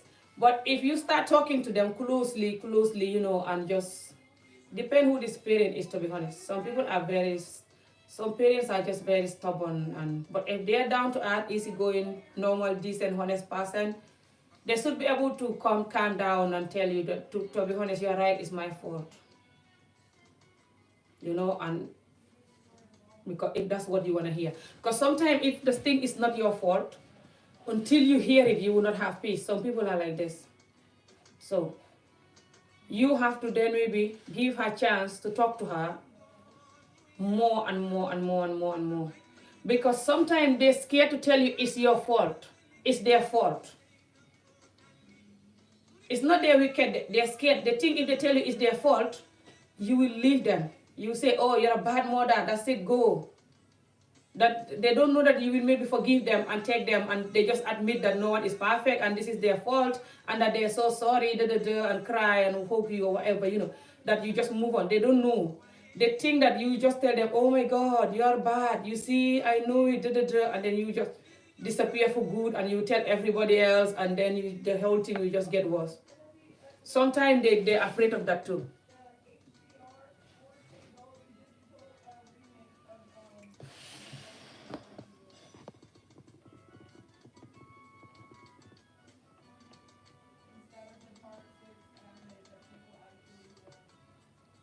No, I'm not defending no one. I always condemn child marriage. But what I am not going to promote is, I'm too old. Look, I'm 40 years old. I've seen life.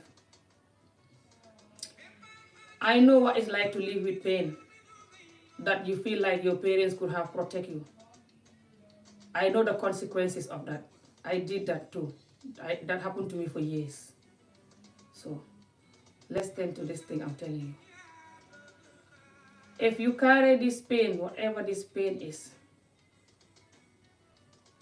because you want your parents to tell you that, your mother to tell you that, I'm sorry, it's my fault, and she doesn't want to tell you that, and you said you're not going to talk to her, for example, then she definitely will never tell you it because you're not talking to her.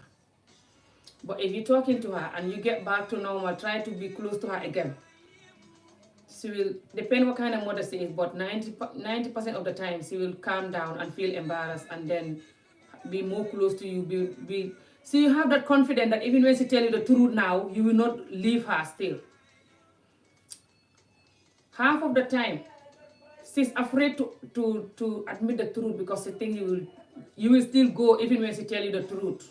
So what's the point? It is not a sin. What is not a sin? Or haram if you heal yourself. Of course, it's not a sin. So what's gonna happen is you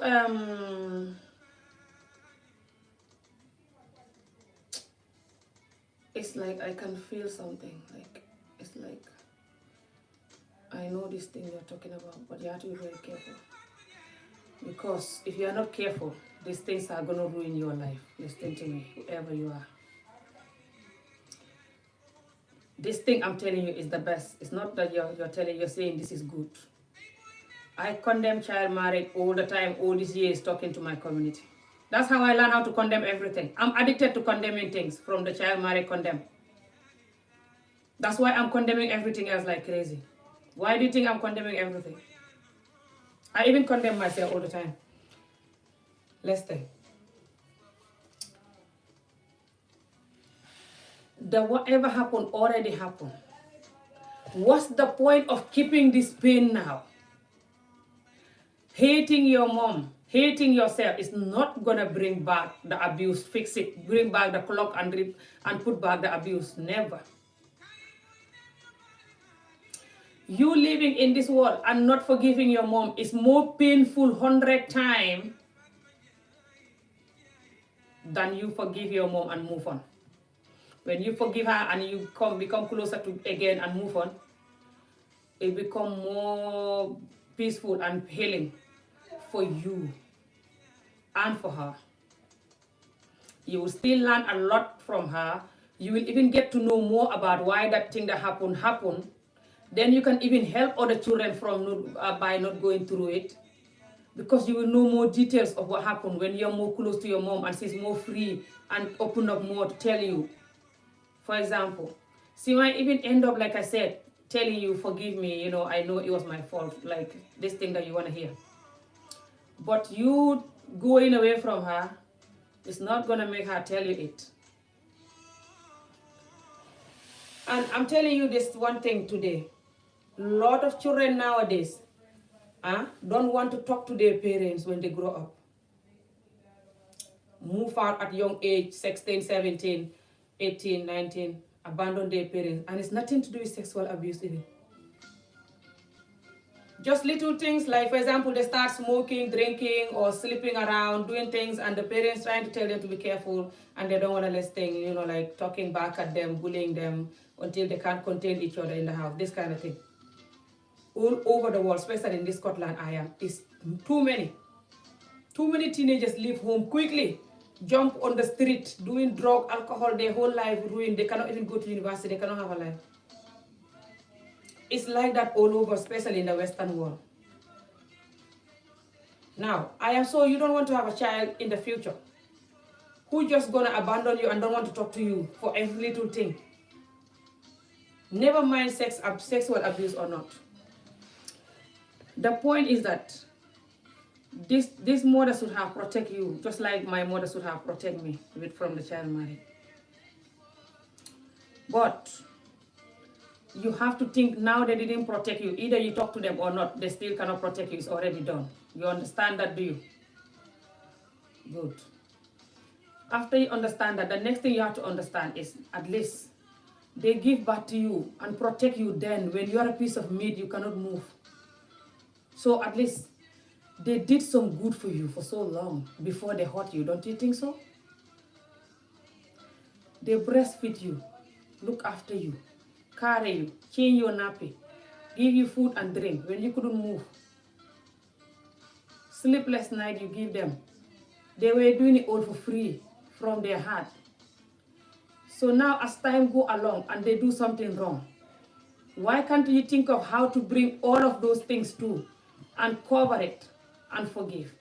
A lot of people are best friends with their mothers. They have a lot of reason to take their mother's enemy. I'm telling you this now. I don't know what age you are. You look young. You look like that girl that in the video that was talking about art. That you invest money with art, stuff like this. You're young, that's why I listen to this.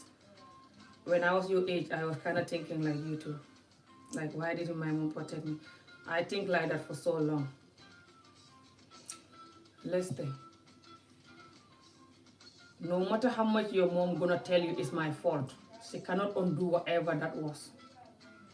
Whatever that was cannot continue harming you now. Only you can continue harming yourself now. Whatever that was is gone past. You're still young, beautiful. All you need to do is to move on. If your mom is looking to talk to you, take her and talk to her. Even if she's not looking to talk to you, call her, find out her number if you don't have it. Tell her you want to talk to her. Proper talk, mom and daughter talk, deep talk. Start talking. This thing is what you need. Run away is not going to help you. I know this too. I was in this stage that you're in. That when someone tell me to forgive the child marriage, I just run away from them and abandon them instead. It's easier than forgiving the child marriage. But if you don't forgive the pain, not just you cannot cure yourself or others that are going to go through that whatever that child abuse is, you can help them, stop it. But it's gonna cause you more pain. The more you carry the pain, the more you look for stuff to cure the pain. And most of the time, this stuff that you're gonna use to cure the pain is not gonna be healthy. Do you know the amount of people that use drug and alcohol or sleeping with people to cure pain? Why the world is the way it is because no one wants to move on from pain. Nothing else. Everyone is carrying their pain and adding more pain to it, looking for every little pain to add to it. They shouldn't say this, they shouldn't do this. Look, me, you know why I'm always smiling? Even when I'm angry. It's because I don't carry pain for long. This helped me. I have to thank God for this. This is a gift that I have to thank God for. Even when I'm not happy with something, overeating. Definitely. I do overeat when I'm sad. That's true. Or when I'm just at home all the time. This year is even worse. But carrying the pain is too damaging. Adi, stop screaming on your game. Your talk is coming on my video. I have to go soon, people. So just this person that was commenting, this future Gambia, future something. I advise you to just, I don't know what type of pain you're having, but I believe all pain are pain. No matter how big the pain is, you grooming the pain, flowering the pain, nurturing the pain, massaging the pain is not going to help you. You have to stop thinking about the pain and growing the pain, which is grooming the pain. I know this. It's annoying sometimes when you don't know this thing that I'm saying. You're going to be saying, what the hell? I was there. When someone talking to me like this, I will be angry that time. But I learned the hard way that was the only way out. And since I started doing that, that's when everything changed. I couldn't even pray for years. I couldn't even pray to Allah, nothing, because of this pain. I'll do a special video for that anyway, one day soon, hopefully. Like how to move on from a long-term pain. I've not done that for a while. I don't think even I've done a proper English one for that this whole time. Maybe I've done it in my language, but if you're watching this video, for whoever you are, move on from whatever pain whoever caused you, mother or not. If they're dead or alive, if they talk to you or not, forgive them and move on. You forgiving them doesn't mean that they have to come and ask you for forgiveness. Half of the time, the people that wrong you will not ask you for the forgiveness. Because if they will ask you, they will not even wrong you, if they are that good. Depend how the wrong happened and who this person is. If they're good and this is just an accident, or they're just bad in general, they don't care. So why are you carrying this pain going when someone doesn't even care? You're just ruining your life. This life is too beautiful for that, and life is too short. We don't know how many days we have. Don't you think so? As much as life comes with miserable things, so miserable us, we still have to know how to move on. Especially when it comes to mother. Especially when you are a woman.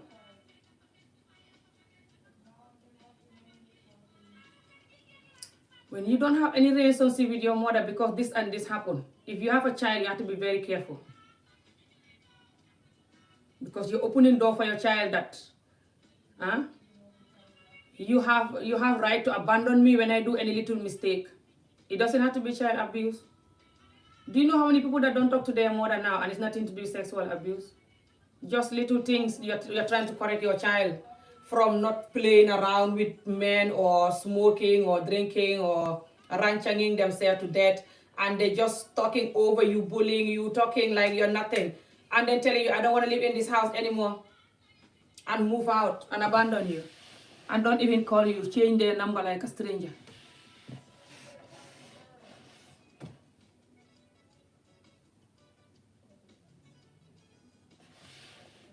What are you talking about, Art Black family here again? Who is this? You have 28 people yesterday. You was talking about around 300 people. What live saw you? That's why you're on your topic. I don't know. You mean it's only when I talk about art and stuff that people watch me? Yeah, people like drama stuff. But that's not why I talk. You don't know me, that's why. Me, I don't talk for view. If I just want to talk for view, I know how to do good, ridiculous comedies that I will have millions of views. You don't know that. You guys not even seen my talent yet. That's why.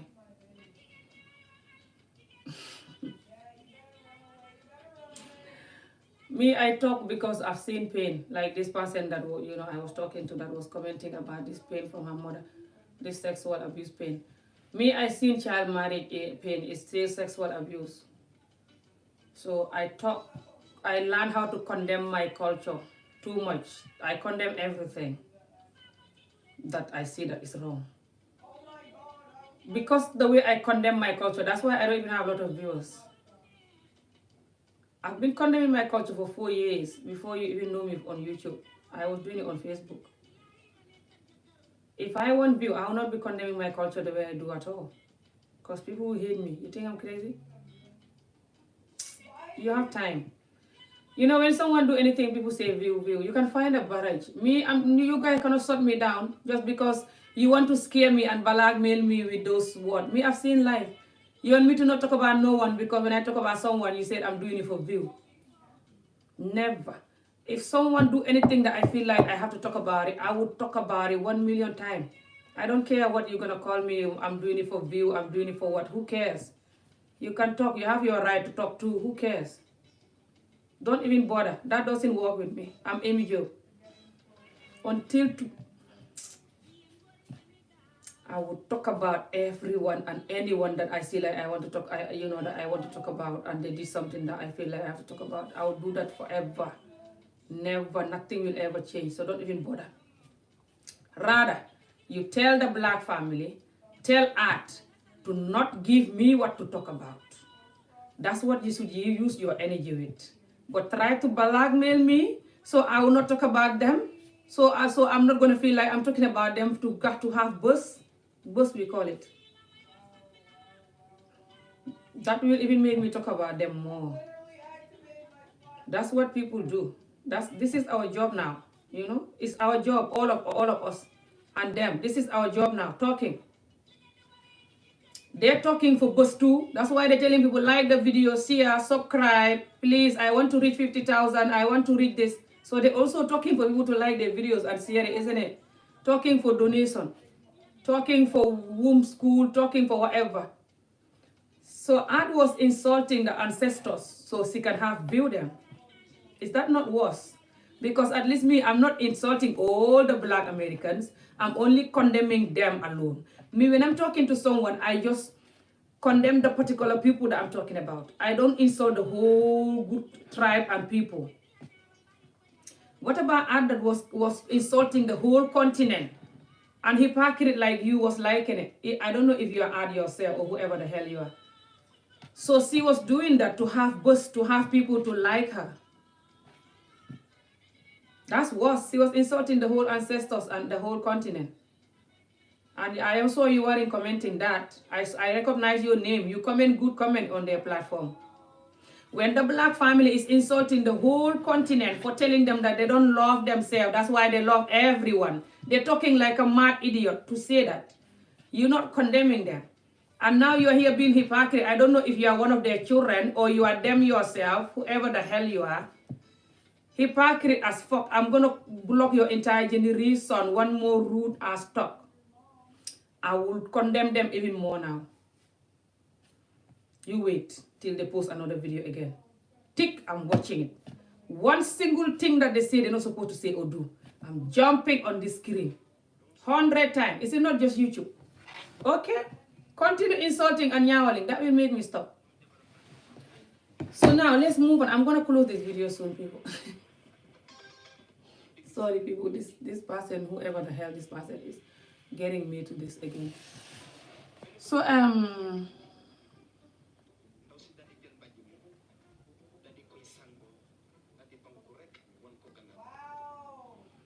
good. That's good. Open your YouTube channel. Talk about me all day and night. Who cares? This is YouTube. Put me on your title every day, Ami Job, and give me some view. You don't know that each time you talk about me, you also give me view. Whenever I talk about them, I give them view, no matter how little it is. Although they think I don't have enough subscribers, so they're insulting me. But I still give them view. Me, you can talk about me all day. Who cares?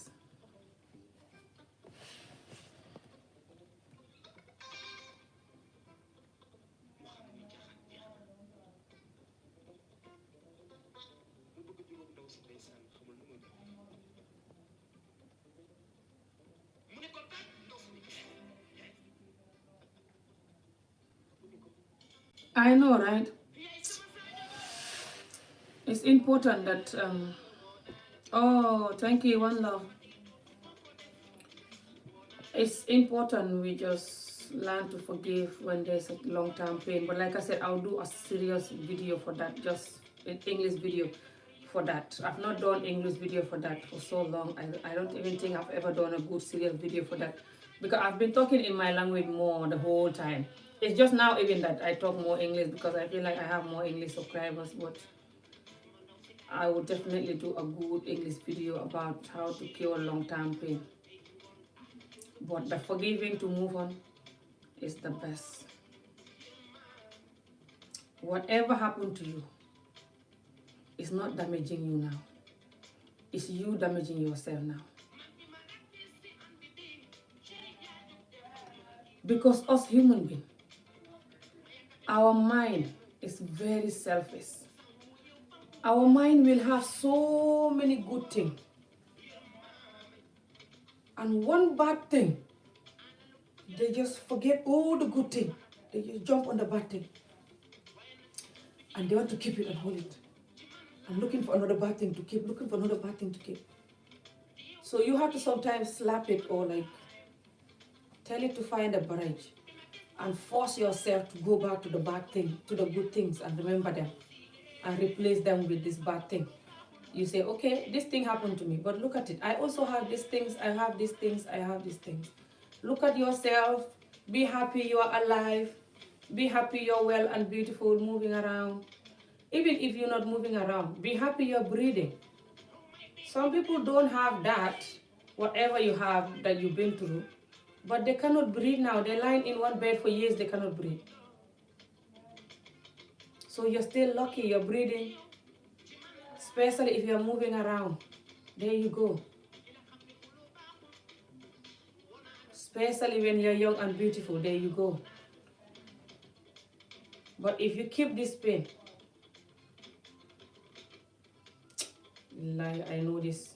That's why I'm telling you this. I know it. I did this for years.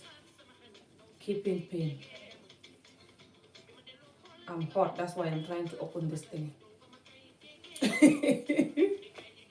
I don't even know why I'm hot, because the heater was on. So, I'm sorry if you think that I was being harsh for telling you to forgive your mother and move on.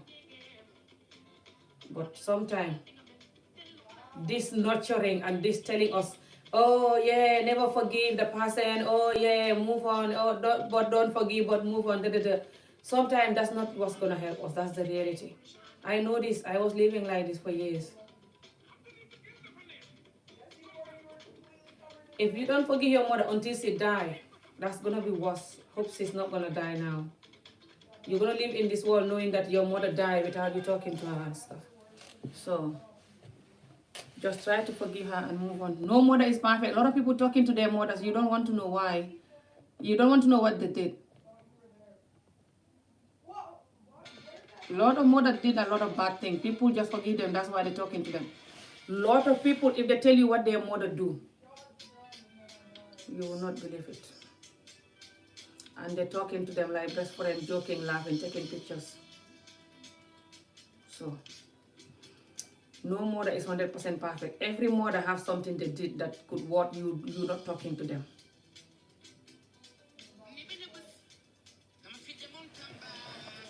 Child marriage. I cannot explain all about child marriage today. Yeah, female circumcision is very bad too.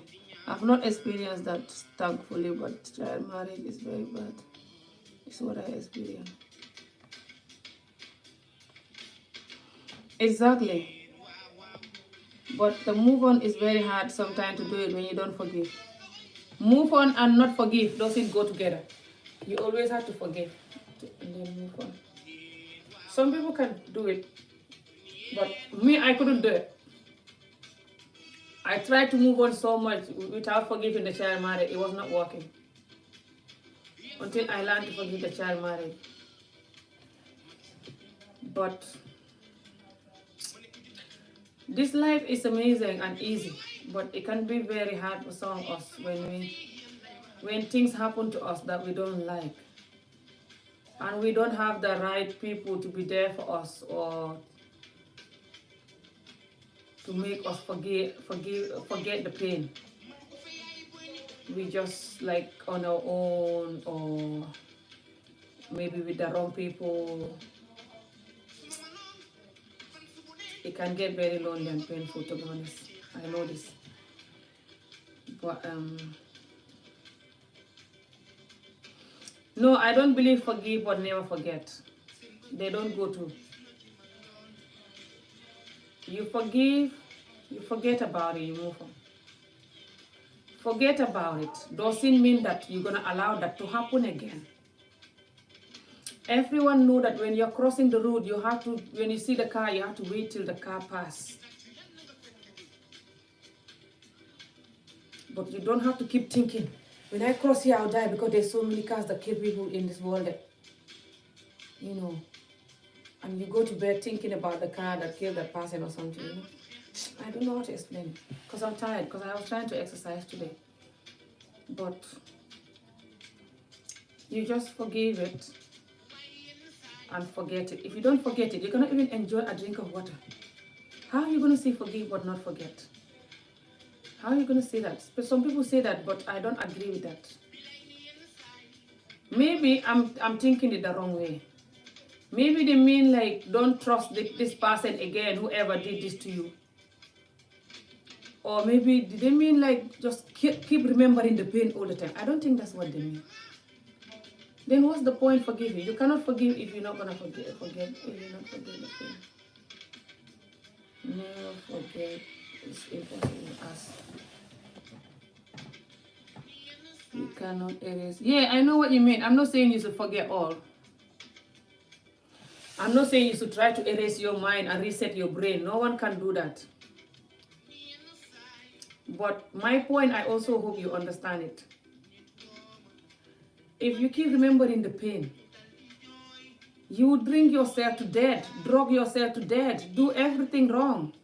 because the pain is rising and rising and rising. You're like, yes, hey, this night, I remember when I was child married. This night, I remember when this guy was trying to touch me. Hey, Allah, oh, why? Is that what you mean that we should do or what? What do you mean don't forget? You have to forget it in a way like, this happened to me, but doesn't mean that I'm no more Amy. It doesn't ruin me. I'm still Amy. I'm still fine, you know? Now I have to focus on my future instead of being sad and angry about this and angry with my mom or my or angry with the person who was married to me or something, for example, if it's my case. But what do you mean, like, people should just keep that pain?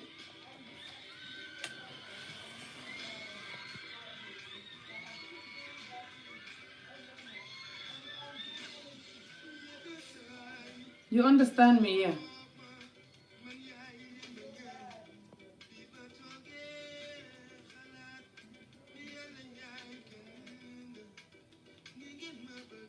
I would rather my wife will not circumcise. Yeah, a lot of men say they like that. In my culture, people insult people who are not circumcised. It's crazy. Not in my culture. In Gambia, I mean. Because Gambia have Wolof and other tribes, I think, but more Wolof. More of a Wolof thing who don't circumcise the women, only circumcise the men. Some Wolof people are circumcised, but very rarely. It's maybe some Wolof people that are circumcised because linked to them mixing with Mandinkas or something. But I think some Fula do circumcise girls too, I'm not sure. And Jolas and other tribes too. But Wolof don't circumcise girls. And a lot of people insult us for that. A lot of people that are circumcised, they will be like, they think that when you're not circumcised, your private part is gonna smell. It's so funny. And they always insult us for that. Even I saw it, there's a video I was watching just these days, not long ago. And the person was saying that, I'll do a video about it in English these days actually, but there's one Gambian lady that does those videos too.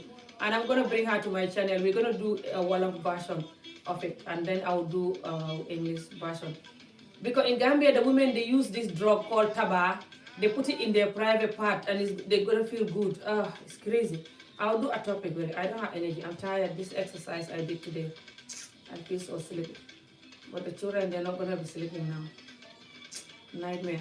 If I sleep without my children sleeping, they're not gonna sleep. They will be in the game all night, especially my son. That's why I always want them to sleep with, we all sleep together. We all go to bed together. So they think that, you know how some women have their private part is not clean and smelly, and just especially in Africa, some of these women that don't wear underwear, or they just maybe don't shower every day or whatever, I don't know. So they have like this malan, this wrapper thing. I love them. I love them. I use them too.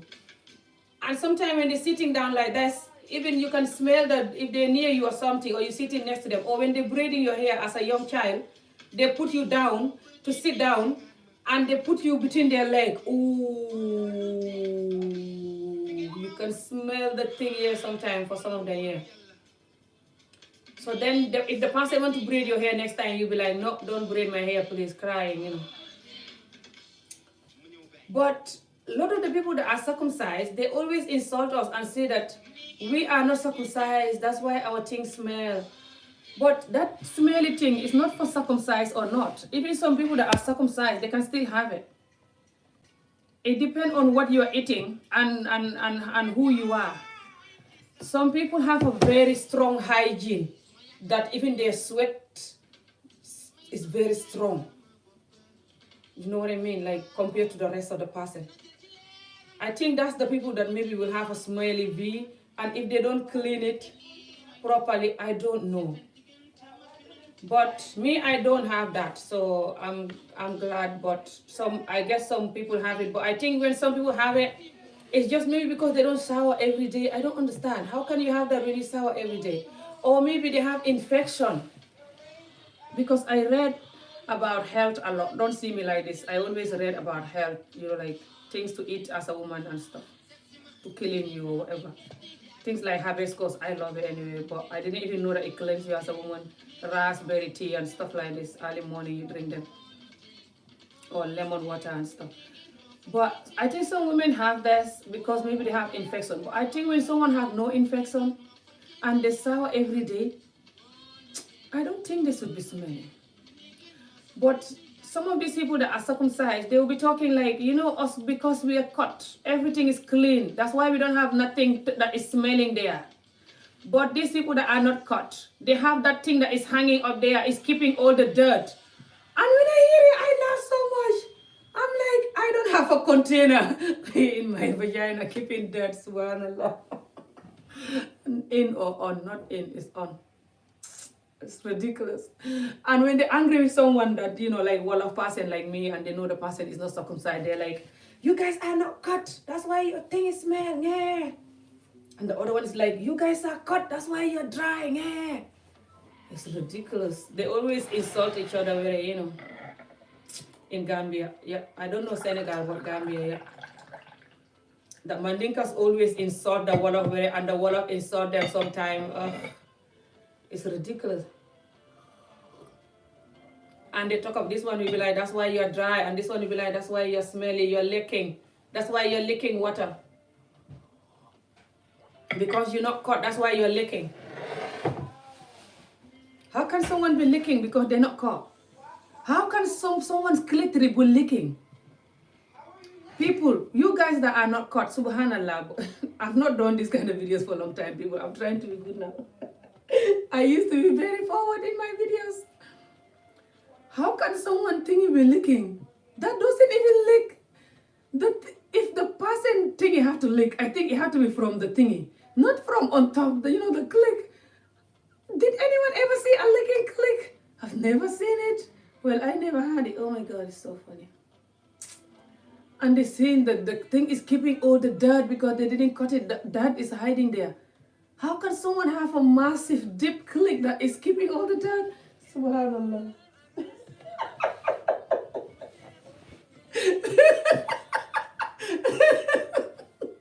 Africa is so funny. And they can use every little thing to insult you that you're like, oh my God. It's like a 1 year old. It's so funny. But yeah, that's what's happening right now. People talking about this woman using this taboos thing, putting it in their private part. And they're saying that someone was saying that the women that having private part that is licking because they're not caught. I'm like, why? What that got to do with this drug thing that you're talking about now? People, my battery is gonna die.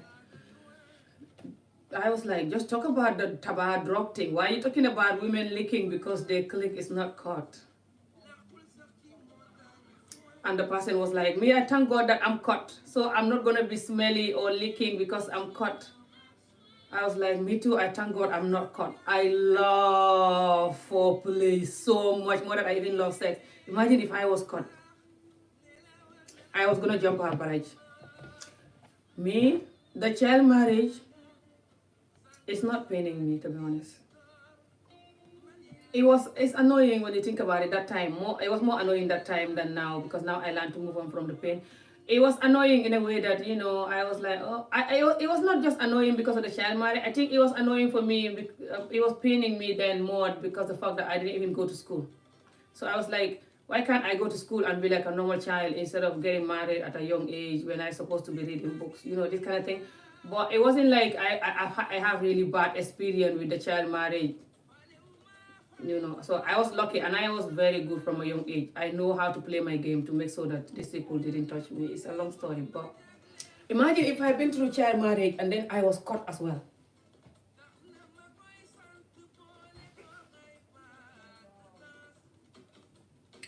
That's 2 double pain, yeah. So me too, I thank God so much that no one caught me. And I don't have a click that lick. If any of you women, I know a lot of you are not caught. If anyone have a click that is licking, the thing that they cut. If your thing is just licking just because they didn't cut it, let me know. Subhanallah. Hey, I hope no adult or child is watching this video. And if the thing is keeping dirt, if the thing is so big and long and curved and have 1 meter corners each that is keeping dirt, also let me know. Ah, ridiculous. When I was watching that person, I was like, what? Thank you very much. I don't have that. Why are you insulting us? Why can't you just talk about this drug tobacco thing? Why are you saying that people that are not caught are going to keep dirt in their thing because the thing is going to keep the dirt? I was like, come on, why are you just insulting us again about this? Unbelievable. We insult each other. People insult each other, us that are not caught all the time. It's ridiculous. And they also say that because we are not caught, we're always honey. That wherever we are sitting, we're just hot, so honey. We're like, ooh, ooh. They say that's how we are doing because we're not caught. Whoever is doing that, let me know. Me, I know I don't have a man for years. I'm dying so honey. But I don't just sit down and be like, I'm not caught, I'm dying. I don't do that. When I have a man that I like, of course, sometimes I look at him and imagine the thing, and be like, damn it. I don't even know how to do sexy moves, but I'll be like, I don't even know how to do any sexy moves. I'm too local, but. But it's ridiculous. I think because they're trying to imagine what the person is not caught is like. Because they know that they hear people saying, when you're caught, you take away the feeling. That's where the feeling is. You take away the main place for the feeling. So now they're thinking that because we have that, we just have to be all the time. Or they're just saying it to annoy us. I don't know. But they do say this to us too all the time. You're not caught. That's why you're always honey. And when you're married, you're going to cheat on your husband because you are not caught. You're always honey. You always need a man because you are not caught. These are the reasons why they're still cutting the children, by the way, and they're still cutting them in Gambia, even though they say it's banned.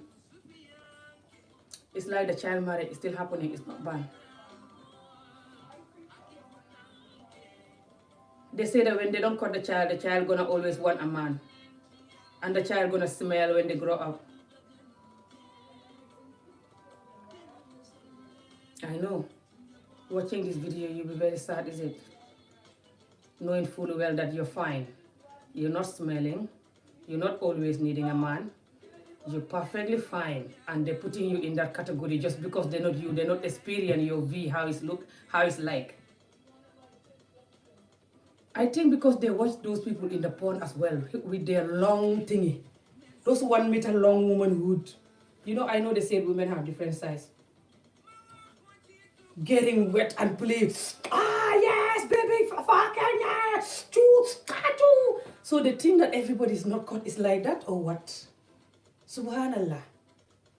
What is it? People are not caught, but we're not doing that. Why can't when you guys are talking about something, you just talk about it? Don't insult us for this not caught thing. We're too old for insulting each other with this. Imagine if I was just talking about the taba or something, and I just start saying the women that are not caught, they're so dry. That's why they have to do it to feel good. Imagine instead of just talking about the taba. Is that not, I'm looking for trouble and just toying you. It's called toying. Just looking for your trouble now from nowhere. Come on, people. Tell me the truth. I'm going to talk about the taba. Me and this my friend, like I said, I'm going to have her this week coming on my channel. And I'm also going to talk about it in English these days soon, inshallah. But I'm not going to say that the women that are not caught, they use it to feel good. I'm just going to talk about the damage with the taba. I'm not going to say that the women that are caught or the women that are not caught. What does that got to do with caught? People say this taba is a drug that when you use it, you feel like 10 men is sexing you at the same time. What that got to do with caught or no caught? Oh, that's why you guys push it to us and say that we do it because we're not caught, we like men too much.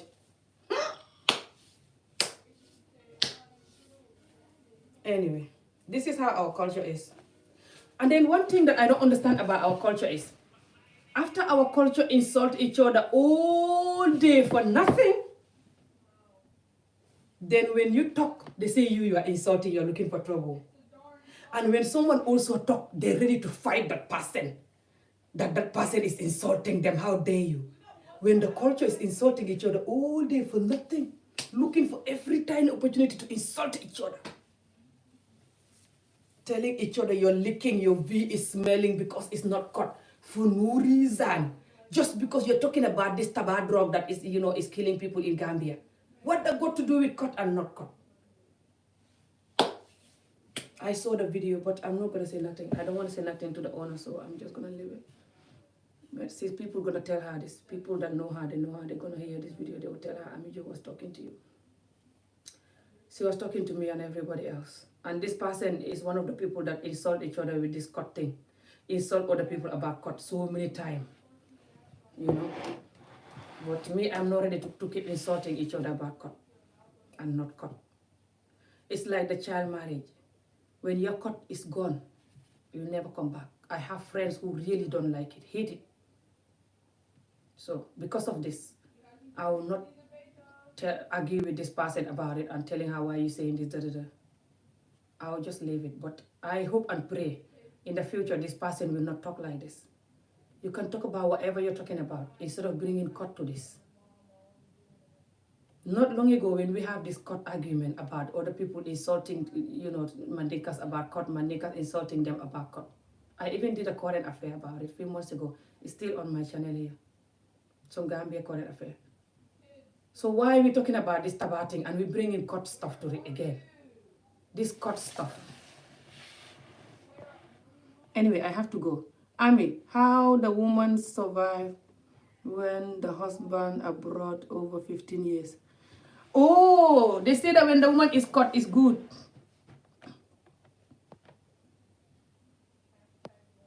Me, I stop this nonsense. What? Someone just insult me and everybody else about this cut thing when they're just talking about taba. And you're telling me stop this nonsense. What? Hey, my iPad is 5% people. I'm gonna go soon. They said when someone, their husband is in Europe and they're caught, they will be fine. They will wait because when they're caught, they're not honey. That's what they say, especially this particular person that I'm talking about. She always say that. It's good when you're caught because when you're caught, when your husband is abroad, you'll be able to wait 10 years, 15 years, you will never cheat. But when you're not caught, you're always honey. So you're always honey and you're going to cheat. I don't believe that the caught and the not caught, is going to get anything to do with honey, but I don't know. I just know that you get married and you leave the person there for years is not fair. I always condemn that. So, this man is calling me now. After all day, he didn't call me. I don't know what he was doing. Now from nowhere, he's calling me.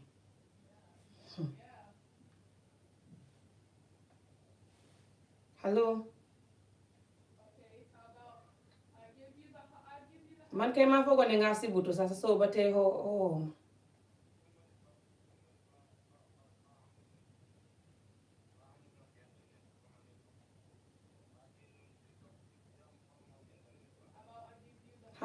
Yow bala ngaa génne dafa si dëkk bi doo ma bind wala nga wax ak man waaye soo ba tey dégguma la anyway.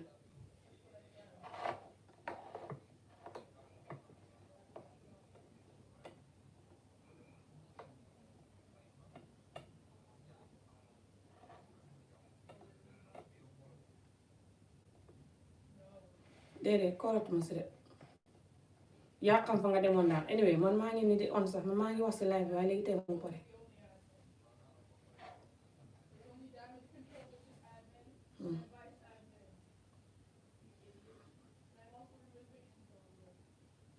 Sorry, people,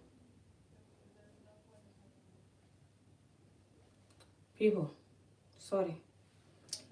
I'm gonna go, but before my iPad die, and I'm tired. This exercise I was doing today, like I said, is tiring me.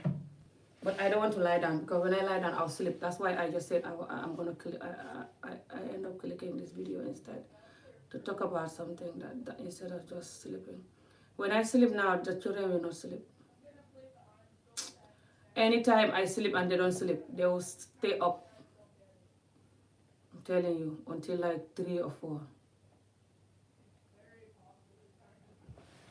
What's that? Hell yeah, they use them. They use them. They use something called taba, and they say that when you use it, somebody was describing it saying that it's going to look like 10 men is sexing you at the same time. I'm like, who gonna want that? 10 men at the same time. See, got a vibrator hiding in the drawer somewhere. Trust me. No, I hate vibrator. I'm too local and too African.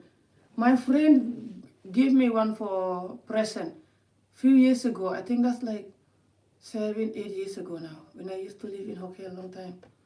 She gave me it for present, one birthday present like that, but I never use it. I just put it on and it was going kirr, and I just laugh about it, and I just put it away. It got lost after I moved house. I can't find it. I don't know whether I throw it with the stuff. No, me, I'll never use that. Me, I don't like using any fake thing on me. Me. It doesn't give me any feeling. So, I don't want to say much because this is YouTube. Some children might be watching. We hope not, but you know. I'm going to do more adult talk on my membership channel, by the way. And I'm going to share some tips. Because I used to share this on my YouTube, on my Facebook Live. Like how to have a nice, clean womanhood or how to be good in bed. I have my own tip too. Every person have their own tip. But I don't want to share that now, you know, in case some children watching. You know how the children are always on the internet now, you know. But I'll do it on my membership channel soon. So, yeah. But it's crazy, this taba thing. The women, they use it, and when they use it, they're just lying down, they can't move. And it's destroying their vagina, subhanallah. And it's making, even when they're pregnant, they use it. And it's killing the baby in the tummy, subhanallah. It's just very bad. So the whole Gambian community is talking about it. It's been on for years. And they've been talking about it, but now they're talking about it more because it's killing a lot of people now, you know. So next week, this week coming, me and my friend will do a Wolof video about it. And then I will also do my own Mandinka and English topic in different occasions about it. But yeah, we're all talking about it. But it's no need for us to insult each other about cut when we are talking about it. There's nothing to do with cut or not cut. Let's just talk about the fact that no point using something that is going to look like 10 men sexing you at the same time. You're just one person. You don't need 10 men sexing you at the same time. This thing have consequences. It's going to destroy your womanhood, destroy your body. Even if you're not pregnant, it does so many consequences, and it kills people even if they're not pregnant. So I was talking to my sister yesterday about it, but I'll talk to her more. She was telling me another incident with a woman who is not even pregnant, but it ruined her. She's licking. Anywhere she goes, she's licking. She have to always like use pad or something. If not, when she sit down, she get up, you will see her malan, her dress, the back of the dress, you see so wet and licking. So it's not worth it. So we just have to waken people, but we don't have to use cut or no cut. There's nothing to do with cut or no cut. This cut or no cut insulting each other. It's time we move on from it. What do you guys think? We're too old for this. We all know that cut is like child marriage. It's not good for our culture. It's one of the things that we have to move away from. Just because it happened to you doesn't mean that you're going to insult other people and use it to bully them and make it like it's good. It's like child marriage. It's like me saying now the child marriage is good. I'm glad it happens to me just because I want to bully other people. It's not good. You can learn to move on from it, but still condemn it. But you cannot tell people that, oh, you're going to have a smelly V now because you're not cut. Me, my V is not smelly. It's nice and clean and smooth. The other person have a lot of things to insult you too. I don't want to go in that. So please, we don't have to insult each other's V. This one will be like, your V is cut, that's why it's like this. This one will be like, your one is not cut, that's why it's like this. We don't have to do that like 1 year old anymore, please, people. So, I don't want to mention name, like I said, but some of you might know who I'm talking about. You might see that video. I hope she see it, or someone love her see it and tell her it like I'm saying it in a loving, caring way, that it's no need for her to be sending us that message, insulting us about this. Let's just talk about the taba like one family and cure our community. Okay? Good night, people. I have to go now. Take care. See you again. Sister Ami, I am just from work. I can know the topic. Hey, sorry, I'm going. Next time you can listen to it. I was first talking in Wolof. The whole half was Wolof about mothers and in-laws. That's why I'm dressed like this, you know. And then I explained it a little bit in English, and then I was talking about how to move on from sexual abuse pain and stuff with the other girl that was commenting. And I think she later get angry and saying that because I tell her to forgive her mom, now she's angry with me. Please forgive me if you're still watching me. Good night, people. Yeah, our culture is it's nice, it's amazing, but it's just very funny and it's full of bullying. And no one, that's what I always say. We've been bullied so much that we are now old bullies. And then we still continue to bully each other and still continue to condemn each other while we bully each other and just keep going crazy. When you don't understand it, you get angry, but once you get it, it doesn't do you anything. That's why it doesn't do me anything. Yes, but the women cut as little girls. Yeah, normally they do it as little girls.